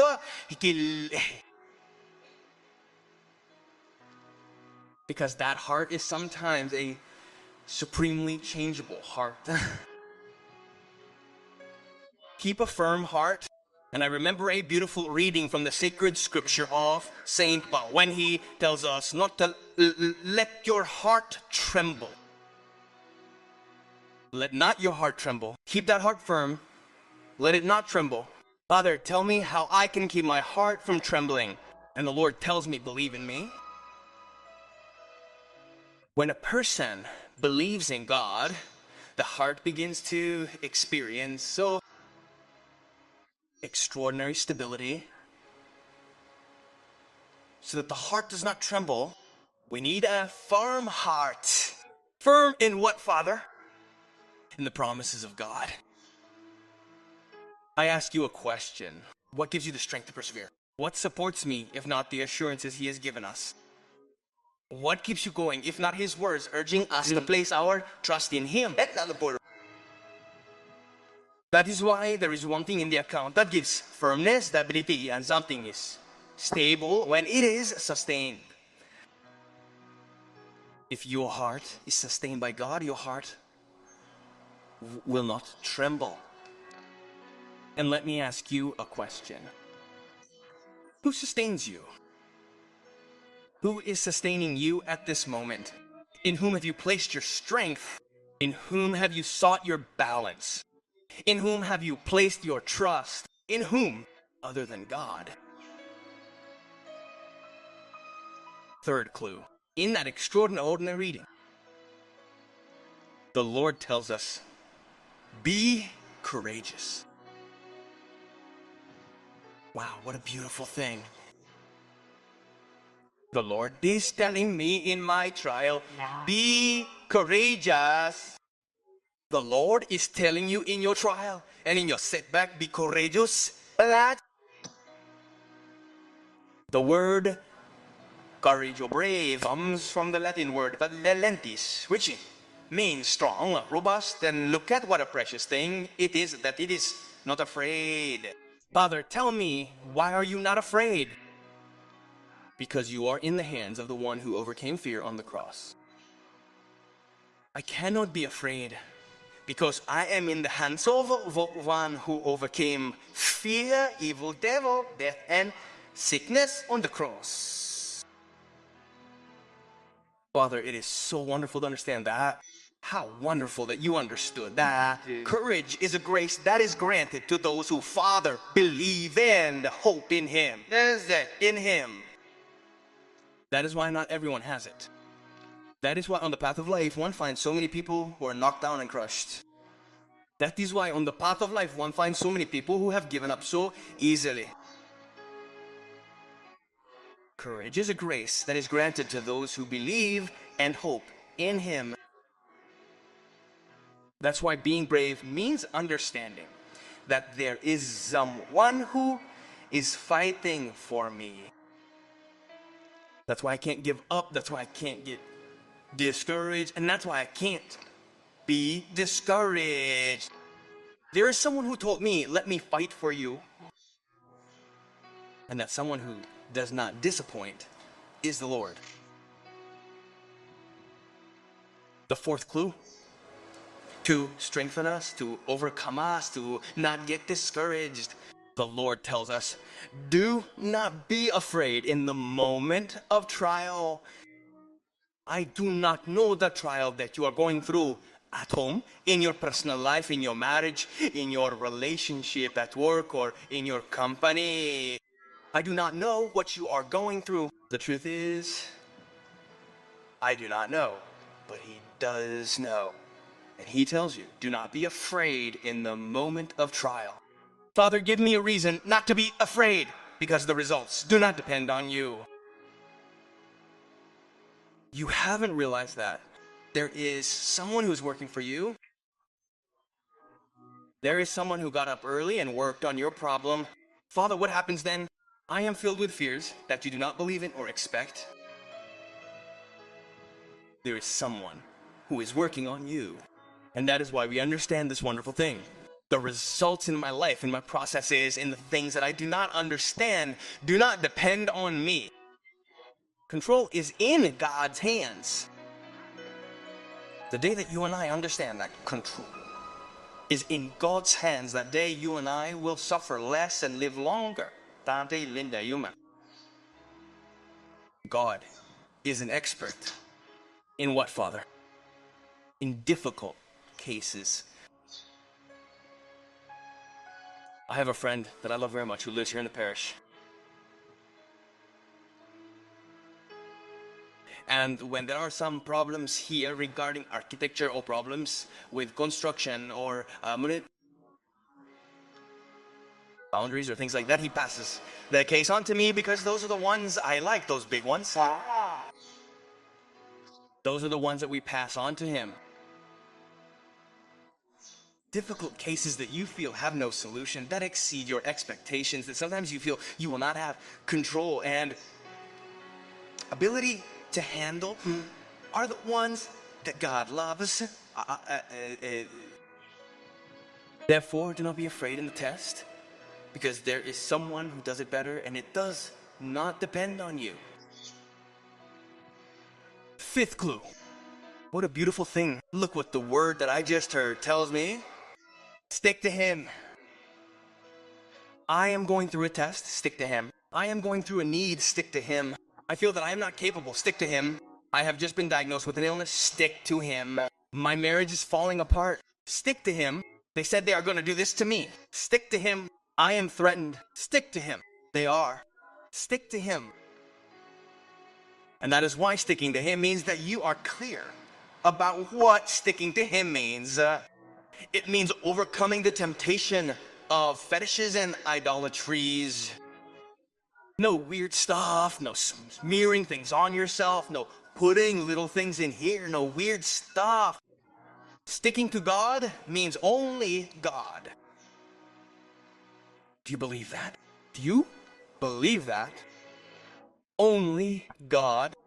And that's what it means to remain in Him. I stick to God. I remain in Him. Only by holding on to His hand, I know that I will win. How many battles lost because you held on to God's hand, but your other hand was holding on to something else? You lost. And this is where it's worth remembering what the gospel has told us. Remain in me, Jesus says, because without me, you can do nothing. I stick to God like a branch that sticks to the trunk. Why, Father? Because without me, you can do nothing. Sixth clue, the word tells me, do not abandon Him. Who? God. Do not abandon Him. Why, Father? Because true love, faithful love, the pure love of the good knows how to stay. Do not turn away from God. Do not abandon Him. I abandon God, because when I abandon God, life often ends up abandoning me, and that's when I feel like life is pushing me against the wall. Don't abandon Him, because far from God, strength and motivation grow cold. One falls into a discouragement that provokes nothing. Don't abandon God. Your attitude towards Him is just not fair. Without Him, what happens to you is what happens to the planets that are farthest from the sun. Ice dies. And there are people's lives that are just that, cold. Cold icebergs that provoke nothing. And look how sad it is. Abandoning God means abandoning yourself to the fate of an uncertain world. With God, you are safe. When you abandon yourself to God and abandon God, you are left adrift at the fate of a world that is going to grab you and kick you where you and I both know. Seventh clue. Look how beautiful it is. Accept whatever happens to you. Father, that's so hard for me, man. Of course. Do you know why it's hard for you? Because acceptance is a grace. And what is that, Father? It is reading God's designs in the key of faith. For some circumstance that you and I do not understand, that is happening. But God does know. And that is what is called acceptance. Accepting is telling God that we hope in Him, that He will do everything well.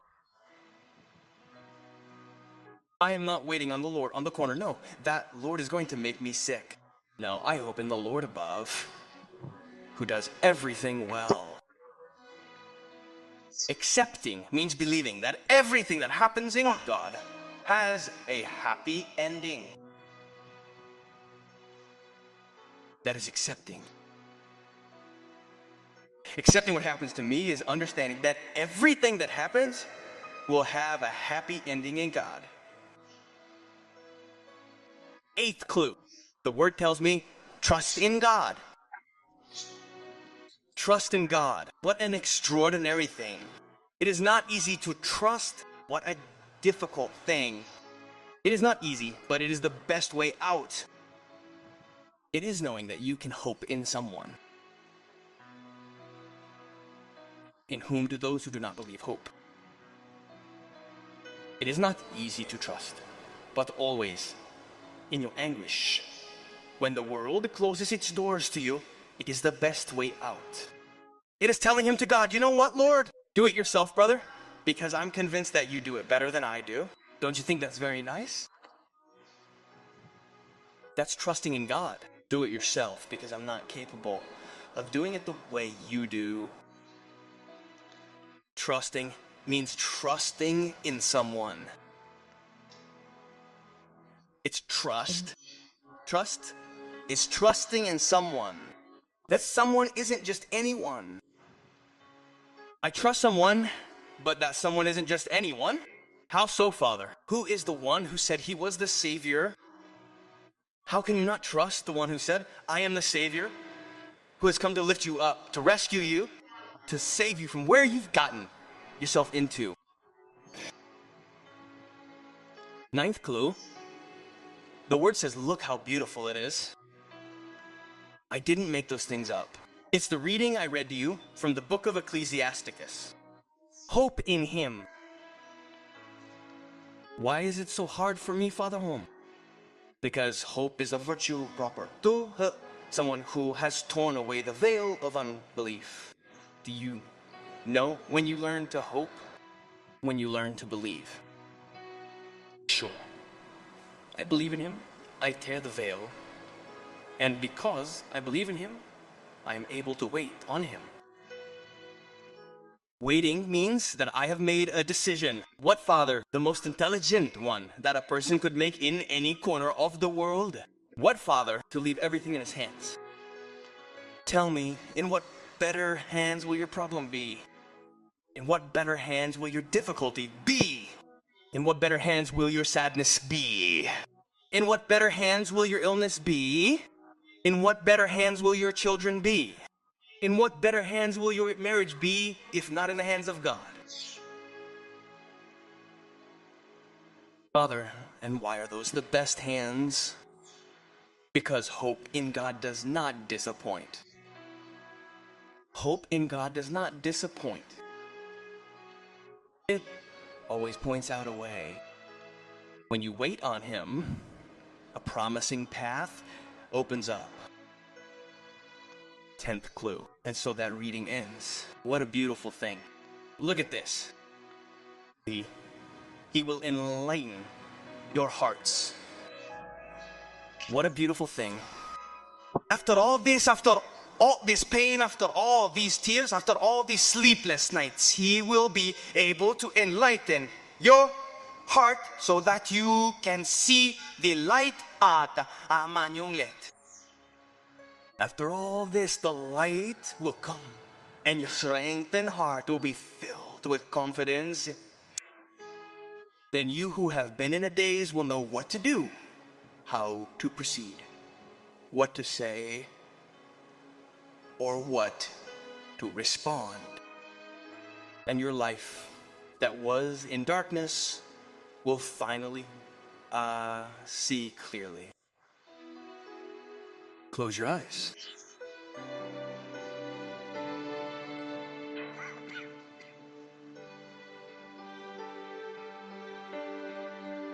With your eyes closed, ask the Lord for that grace where it is. Lord, I want those 10 steps in my life. I want them now. I need them now. First, I need to prepare myself for the test because I have chosen you. Second, I want a firm heart. Third, I want to learn to be courageous. Fourth, I do not want to be afraid of the tests. Fifth, I want to always be close to you. Sixth, I won't abandon myself, ever leave you.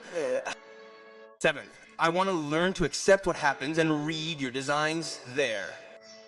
Eighth, I want to learn to trust more. Ninth, I want to learn to wait. And 10th, I want the light because I am tired of living in darkness. Lord, I need that path in my life. Lord, I need that word in my heart.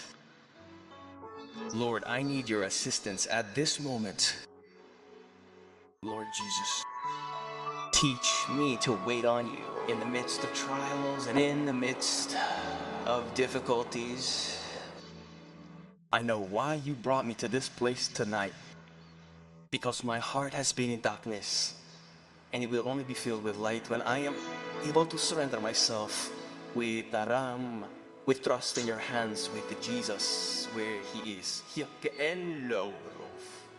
He is, and you will overcome the temptation of distraction. If you want to close your eyes for a moment and bring to this altar before the Lord in His presence your need, your concern, your sadness, your pain, your joy, your helplessness, your project, your undertaking, the names, the faces of the people you love so much, you will do it. And you will do it because God was waiting for you.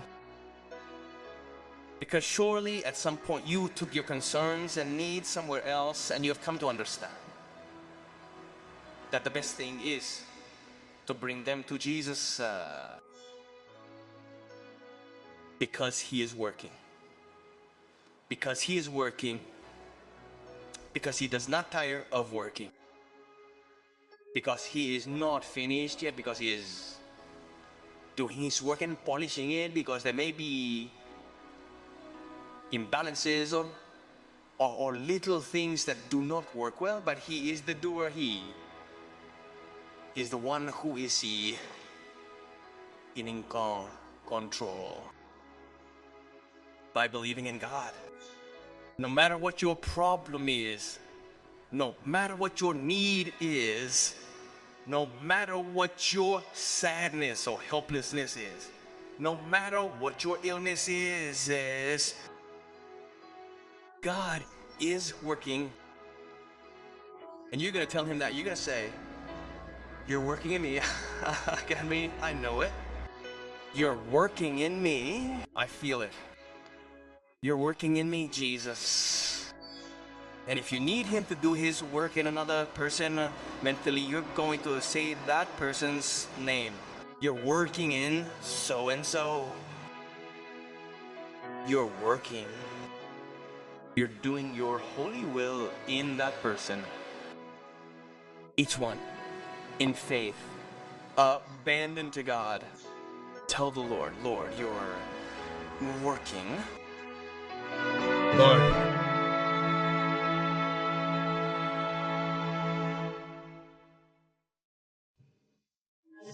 A getaway to the desert, where the desert ends up being a workshop. Why? Because in the desert, God takes people as they are. In the desert, people cannot live on appearances. In the desert, people have to focus on what is essential. In the desert, you either are you or you are not.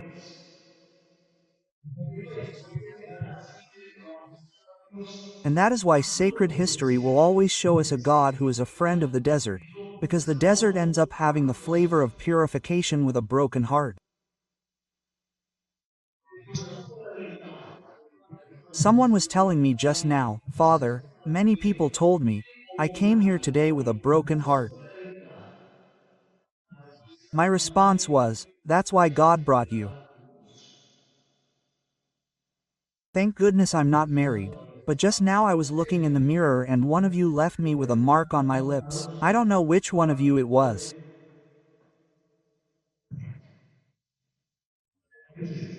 Check yourself, quote. I told her, put your heart here for me, and you put your lips on mine. A little escape to the desert workshop.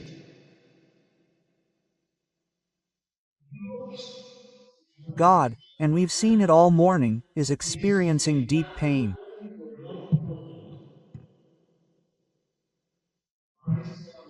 Sometimes when you see a father or mother in the helplessness of their children who are getting lost, now a mother hugged me in tears and said, my daughters don't talk to each other. How heartbreaking it is for that mother to see her children divided, Cain and Abel.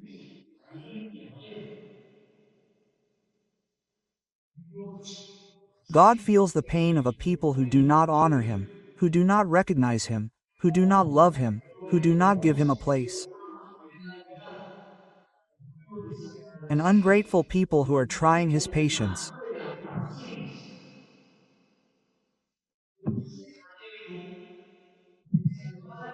And in that desire to save the people and not let them perish, because God does not want the death of the sinner, but that they convert and live, God uses men to save humanity.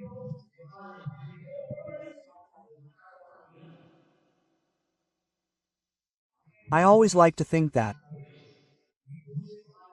God uses people, and I call them angels, to save humanity.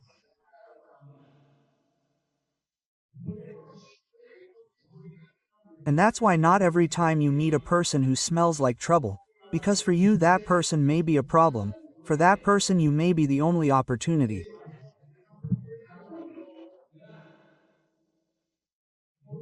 And that's why we can't always get into the dynamic of discarding. This person is useless. This person is like that. This person has this vice. This person has this sin. Why? Because you could be the only opportunity in that person's life. You could be the person I'm talking about, the one God puts there to save their life.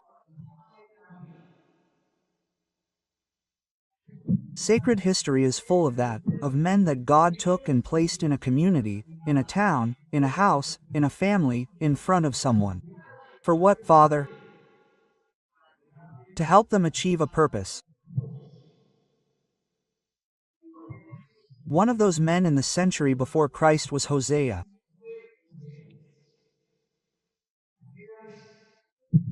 In other words, a prophet who is going to be placed in a community to help restore the broken hearts of the people. So, look how the book of Hosea begins.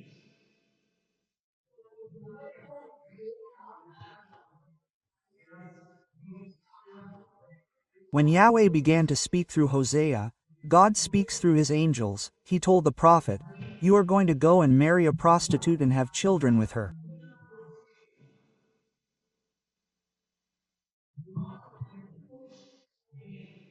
In the book of Hosea there is something very beautiful.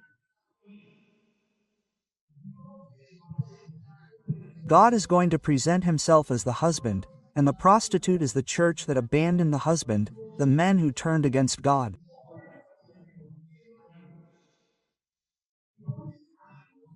So here Hosea is the prefiguration or the representation or the one who acts in the name of God.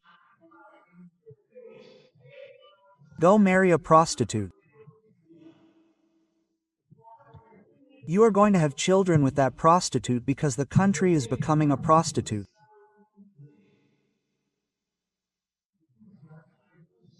I don't like that word, but I would love to think that at some point we have prostituted ourselves. We prostitute ourselves when we play with God. We prostitute ourselves when we exchange God for anything. We prostitute ourselves when we leave God waiting for a Sunday when it is the day to thank Him for such kindness. We prostitute ourselves when we get involved in so many things that end up offending God. If you know what I mean.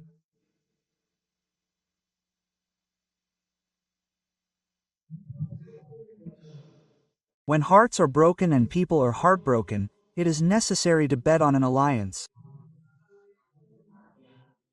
You have to get married. You have to get married. A new alliance, an alliance of love, an alliance of restoration, a definitive truce, a new opportunity. That is why he speaks to her about marriage. Go and get married. That union is the opportunity that God gives to the person who has a broken heart, to the person who lives as if God did not exist, to the person who, like the prodigal son, one day forsook the path. Go ahead and get married, marry that prostitute. Marry that prostitute. Why, man, let's see if you can bring him back. Let's see if you can win him back for God. Let's see if you are capable of a new alliance, a pact of love, a new opportunity. So, look at the book of Hosea, and I would love for you to read it at home at some point. He went and took a woman named Gomer, married her and had 3 daughters. The first daughter was called, if you are expecting grandchildren or something, her name was Israel. The second was called Unloved and the third was called Not My People. And Israel refers to a place of unloved death, the word says so, and not my people. It is the denial of the people as a community of God. So, look at this interesting thing. He goes and marries a woman, has 3 children. Those children are going to symbolize God's commitment to a definitive restoration. Why, Father? Even in future generations. Why, Father? Because those who are not now, not my people, not beloved Israel, are going to be given the opportunity to become.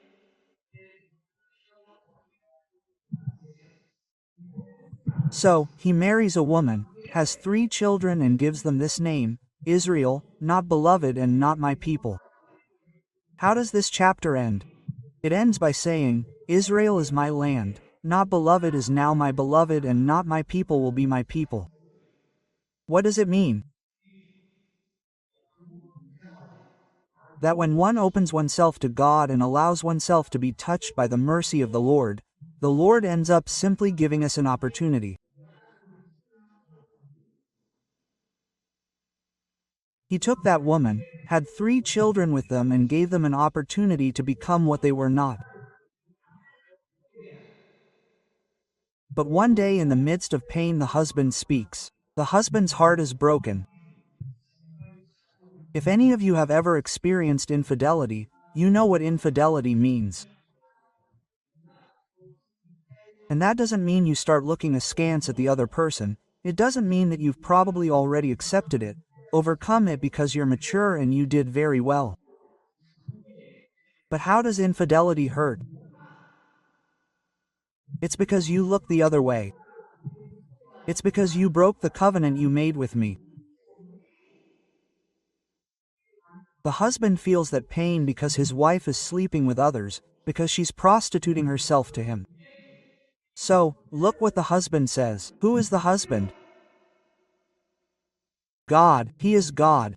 The husband is God. Accuse your mother. How must that father feel? Accuse your mother. Father, but why? Because she's not my wife. Who is the wife?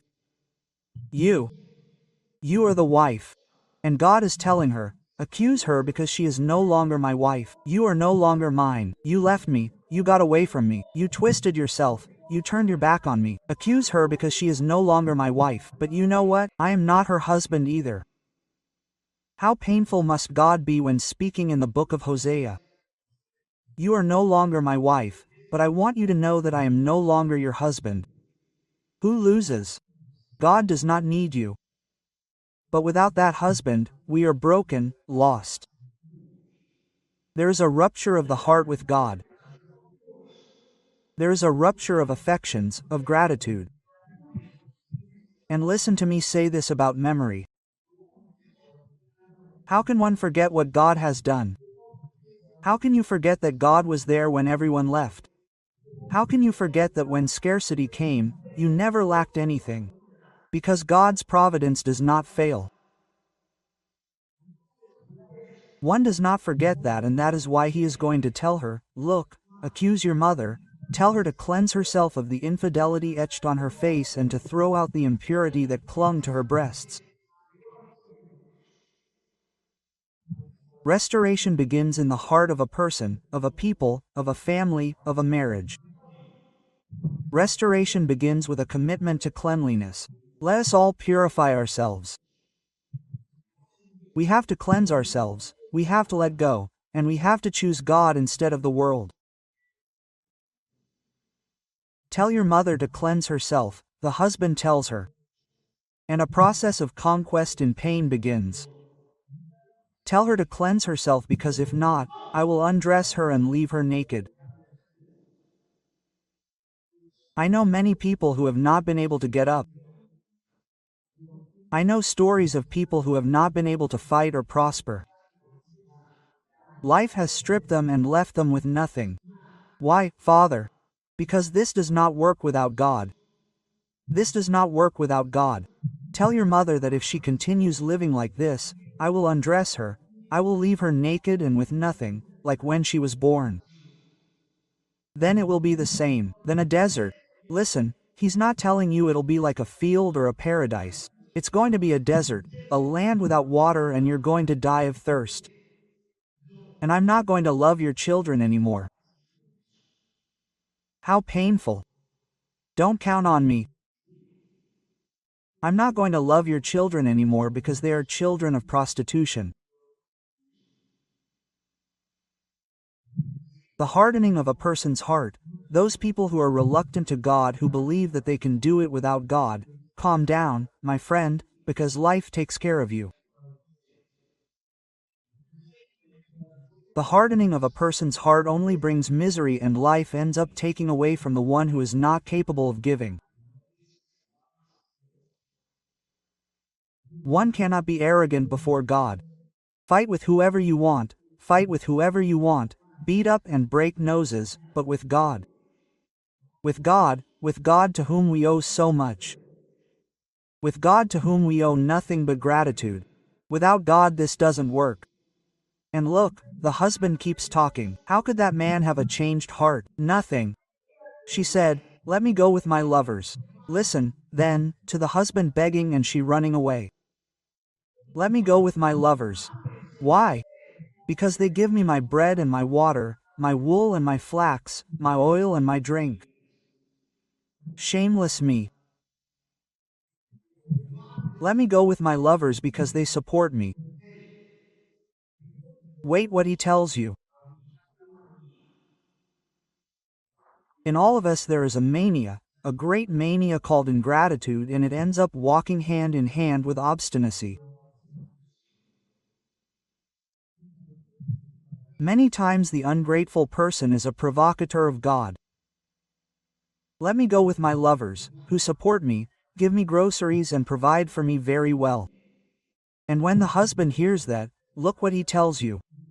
This is the reason for many obstacles on the road. And what easily occurs to you sometimes is to think that they are doing things to you. No, they are not doing anything to you. It is that you have let go of God. You have divorced God. You have told your husband, God, no more, I want nothing to do with you. I have my little things kept. Look what he tells you. That's why I'm going to block your path with thorns. How scary those challenges to God are to me. And I'm going to fence you in so that you can't find any more paths. There are people who have been able to find the path for me, and they are 40, 50, 60, and they never found the path. Someone who lets go of God and petrifies their heart is someone who doesn't know where to go. Where am I going, Father? And that's why those are the people who have a debt to themselves and keep some claims in their conscience when they see their hands empty. The paths are confusing and the view is clouded. I let go of God in my heart and I don't know where to go.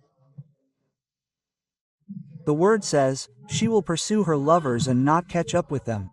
She will try to find them, but in vain she ends up alone. Quote, you end up alone far from God. God ends up imposing himself. He's not just anyone painted on the wall. He ends up imposing himself as the only true love, as the only good love. Then, one day, the wife, tired of seeing that the paths are closed to her, tired of seeing that the opportunities don't come, tired of seeing that pain in her heart, one day, making a dent in her heart, she's going to say, I'm going to get up, man, and I'm going to go back to my first husband.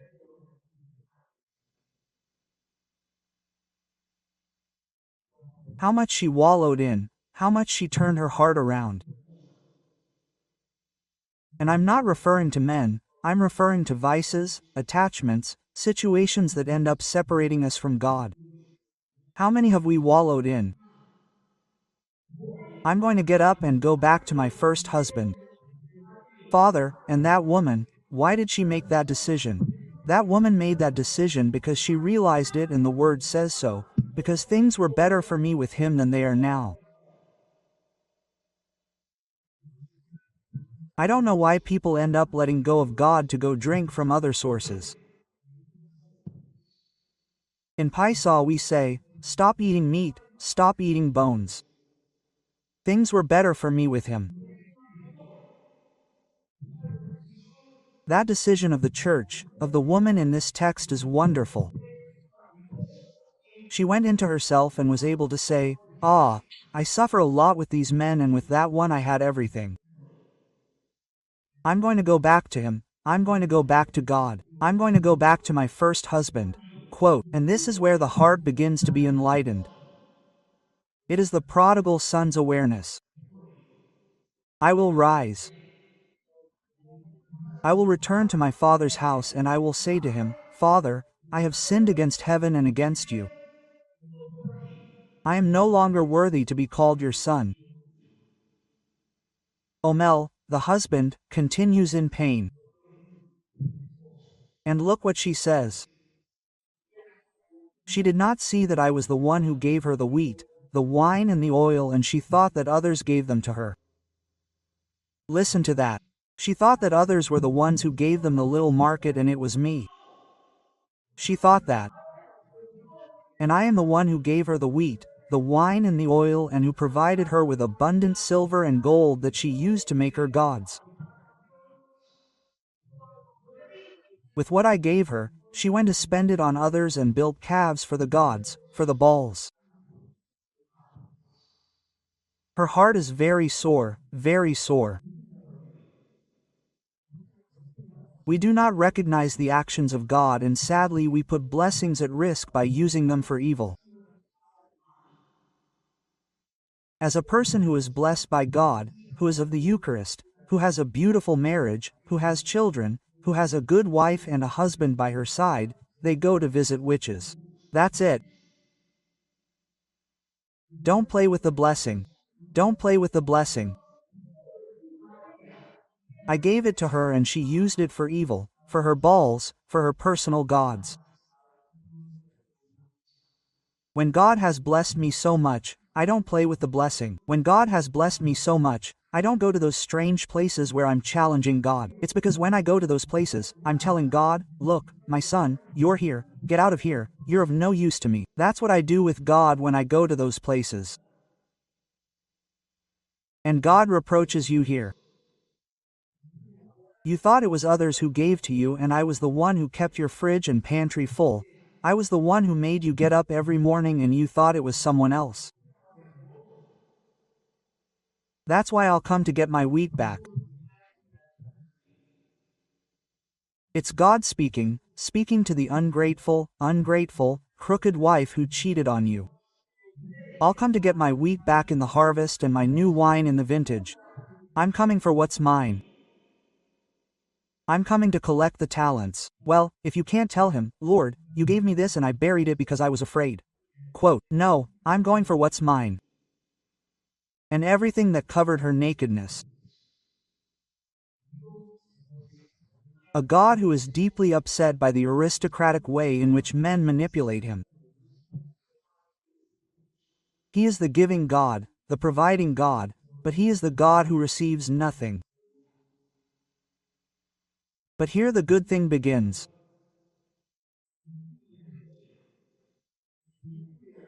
In the midst of pain and anguish and emptiness of heart, the mercy of the Lord appears.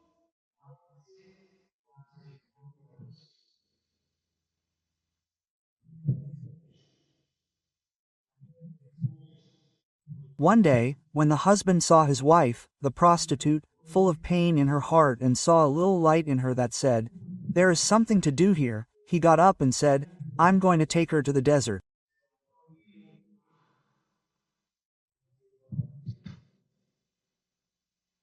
This is a very beautiful thing. Another says to him, you know what? Yes, he throws her away, turns his back on her. No, God tells him, you twisted me, you made my heart ache, you caused me tears, but I love you, I'm going to take you to the desert and there I will speak to your heart.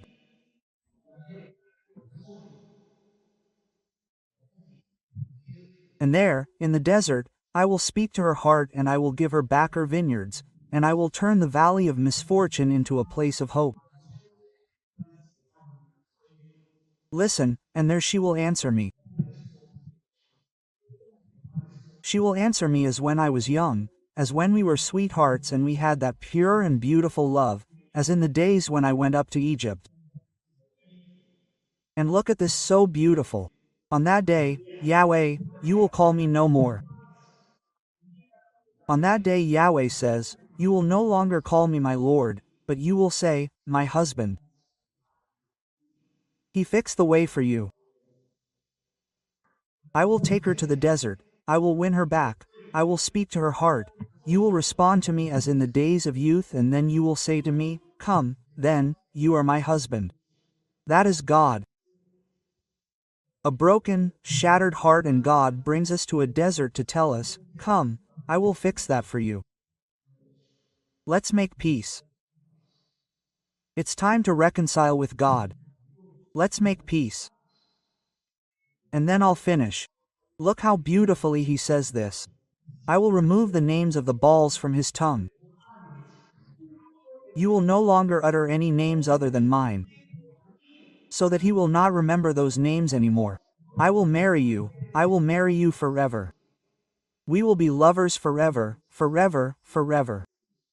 Justice and righteousness will unite us together, along with love and tenderness. I will marry you with mutual fidelity, and you will know who Yahweh is. I will sow for myself in the land of Israel. Yes, Israel was the place of unsowing, but now I will sow. I will have compassion on the unloved, and I will say to her, you are my people, and she will answer me, you are my God. Such a beautiful thing. The prostitute who let herself be found by God, the cursed one who ended up being blessed, the disregarded one who ended up being recognized with blessings, and thank God. And that's what a person does when they return to the Lord, when they understand that their heart doesn't belong to them, it belongs to God. And if it's from God, it has to be a very beautiful heart, like when He gave it to us in the beginning.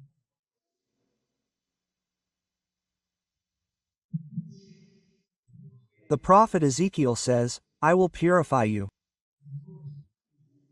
Tell your mother to cleanse herself. And Ezekiel says, I will purify you. I will give you a new heart. Ezekiel chapter 36 verse 25. I will give you a new heart and put a new spirit in you. I will remove the heart of stone from your flesh and give you a heart of flesh. In this way, a definitive union between God and His people, between husband and wife, will be assured. I will cleanse you, and I promise you a new heart and a new spirit.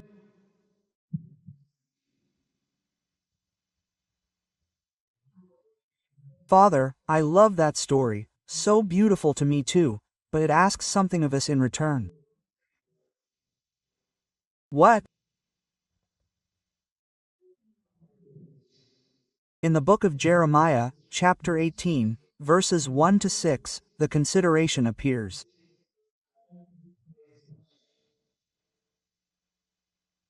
I want God to restore me like this. Yes, I want God to remarry me. Yes, I want God to receive me as His wife again. Yes, I want God to bless me again. Yes, Father, what do I do? So, look, the word from Yahweh was addressed to me, it was addressed to Jeremiah. Rise up. Pay attention.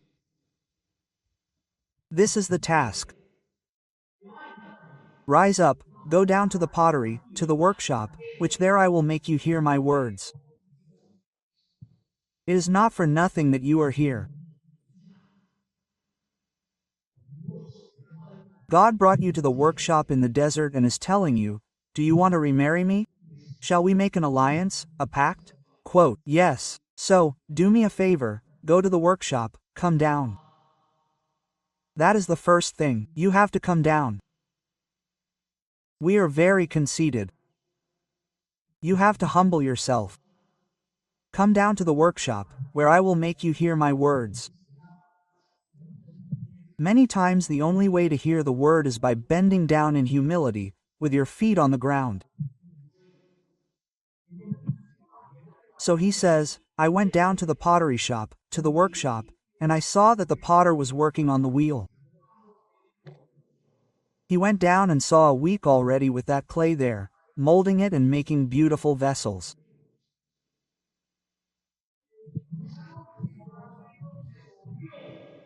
The pot he was making broke like clay in the hands of the potter, and he saw that when it broke, the potter started over, but he did not throw the clay away, but with the same clay he started over, transforming it into a different pot as the potter saw fit.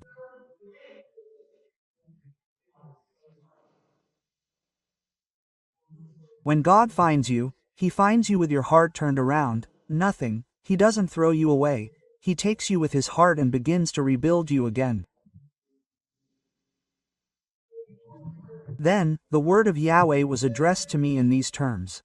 I cannot make with you, house of Israel, the prostitute is speaking. Just like this potter. Look, as clay is in the potter's hands, so are you in my hands, house of Israel. I want, Father, to make a covenant with God. Go to the workshop every day in your house. Go down to the workshop every day. Go to the potter and let the potter rebuild your heart. Let's do this song.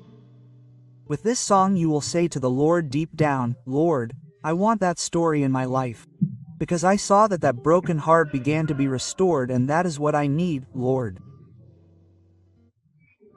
I have not been wrong many times, but I want you to restore my heart as you restored the heart of that prostitute whom you filled with blessings and opportunities. Let us ask the Lord to make us a new vessel.